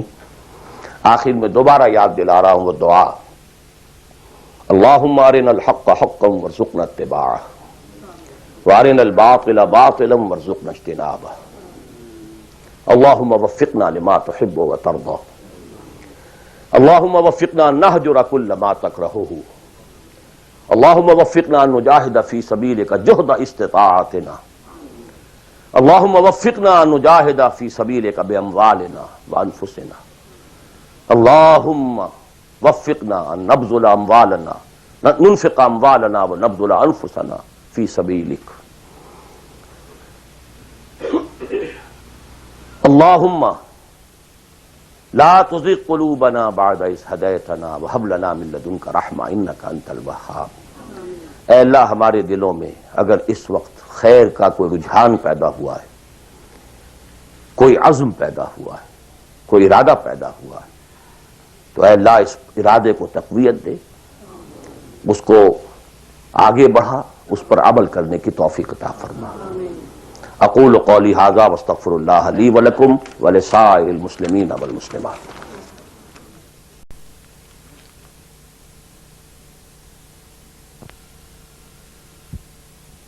ڈائریکٹ ایک شے فی نفس ہی حرام ہے، نجس ہے. ایک شخص کھا تو رہا ہے بکری کا گوشت، بکری بھی اس نے خود خریدی، خود ذبح کیا، صحیح تکبیر پڑھی، سب کچھ کیا، لیکن وہ بکری خریدی تھی اس نے کسی کی جیب کاٹ کے، تو کیا کھا رہا ہے؟ حرام. بکری کا گوشت ہے، حرام. اس کو آپ آرگومنٹ کو بلڈ کیجئے.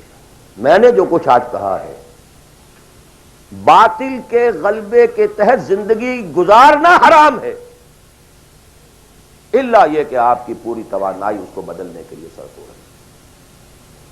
دس از دی کرسٹ آف دی میٹر. باقی تو اب ڈگریز کا فرق ہے، کوئی 50% حرام ہے، کوئی 60% ہے، کوئی 30% ہے، کوئی 100% ہے. سانس لینا حرام ہے. If you have reconciled with it, your very life is haram. باقی سب ڈگریز کا معاملہ ہو جائے گا. آپ کوئی شخص بینک کی سروس کر رہا ہے، کوئی شخص بینک سے اوور ڈرافٹ لے کے بزنس چلا رہا ہے، کوئی ایک ایسی فرم کے اندر اکاؤنٹنٹ کی حیثیت سے کام کر رہا ہے کہ جس میں بینک کا اوور ڈرافٹ بھی ہے، سب کچھ ہے، وہ انٹریز بھی پاس کر رہا ہے، لکھ بھی رہا ہے. کوئی شخص بیچارہ مزدور ہے، اس کارخانے میں کام کر رہا ہے کہ جو چل ہی رہا ہے اوور ڈرافٹ کے اوپر، بینک کے اوپر. اب یہ آپ سمجھیے کہ ایک گریڈیشن تو ہوتی چلی جائے گی. کوئی کچھ بھی نہیں کر رہا، سانس لے رہا ہے، تو حضور نے فرمایا کہ ایک زمانہ آئے گا کہ انسان سود سے جو بچ بھی جائے گا، سود کے دخان اور بخار سے نہیں بچ سکے گا. He has to inhale. سانس تو لینا ہے اسے، اور سانس کے ساتھ اس کا سود جائے گا. گندم کے ہر دانے کے اندر سود ہوگا تو کیا کرے گا؟ وہ ہے نظام کا معاملہ. اور آج دنیا میں ہم اس جگہ پہنچ گئے ہیں. نظام کی گرفت اتنی اسٹرانگ ہو گئی ہے، انڈیویجول کی حیثیت بالکل نہ ہونے کے برابر رہ گئی. بہت کنٹریکٹ ہو گیا ہے، بہت محدود ہو گیا ہے انفرادی آزادی کا دائرہ. نظام. جی اور کوئی بات؟ جی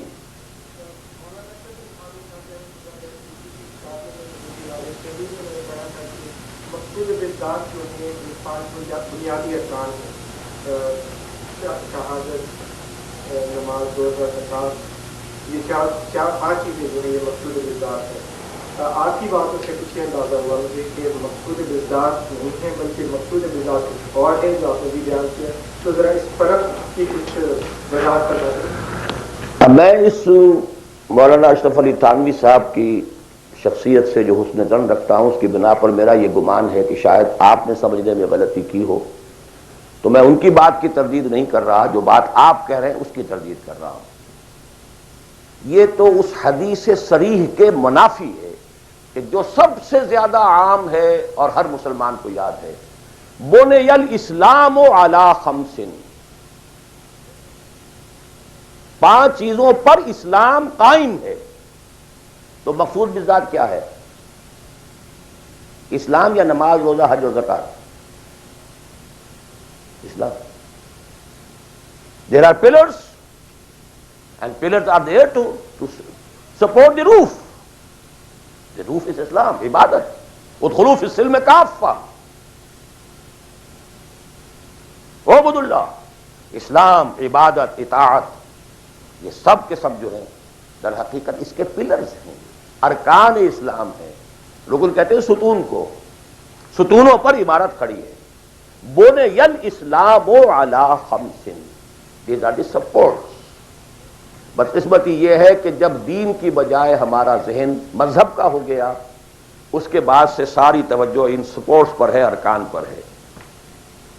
اور چھت کی جگہ چھوٹی سی ایک جو سیلنگ لگا رکھی ہے ہم نے، بس شراب حرام ہے، سور حرام ہے، سود وود چلتے جاؤ، جانے دو. وہ جو کراچی میں وہ بس والے کہتے ہیں جانے دو، باقی سب ٹھیک ہے، بس یہ کہ سود نہیں، یہ سور نہیں کھانا، سود کھاؤ. دال اور رے کا فرق ہے سر.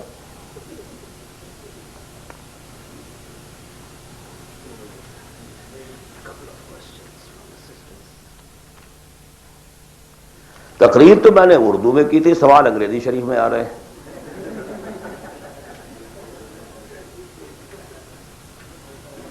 اب یہ وہی گوشت کے احکام شروع ہو گئے ہیں.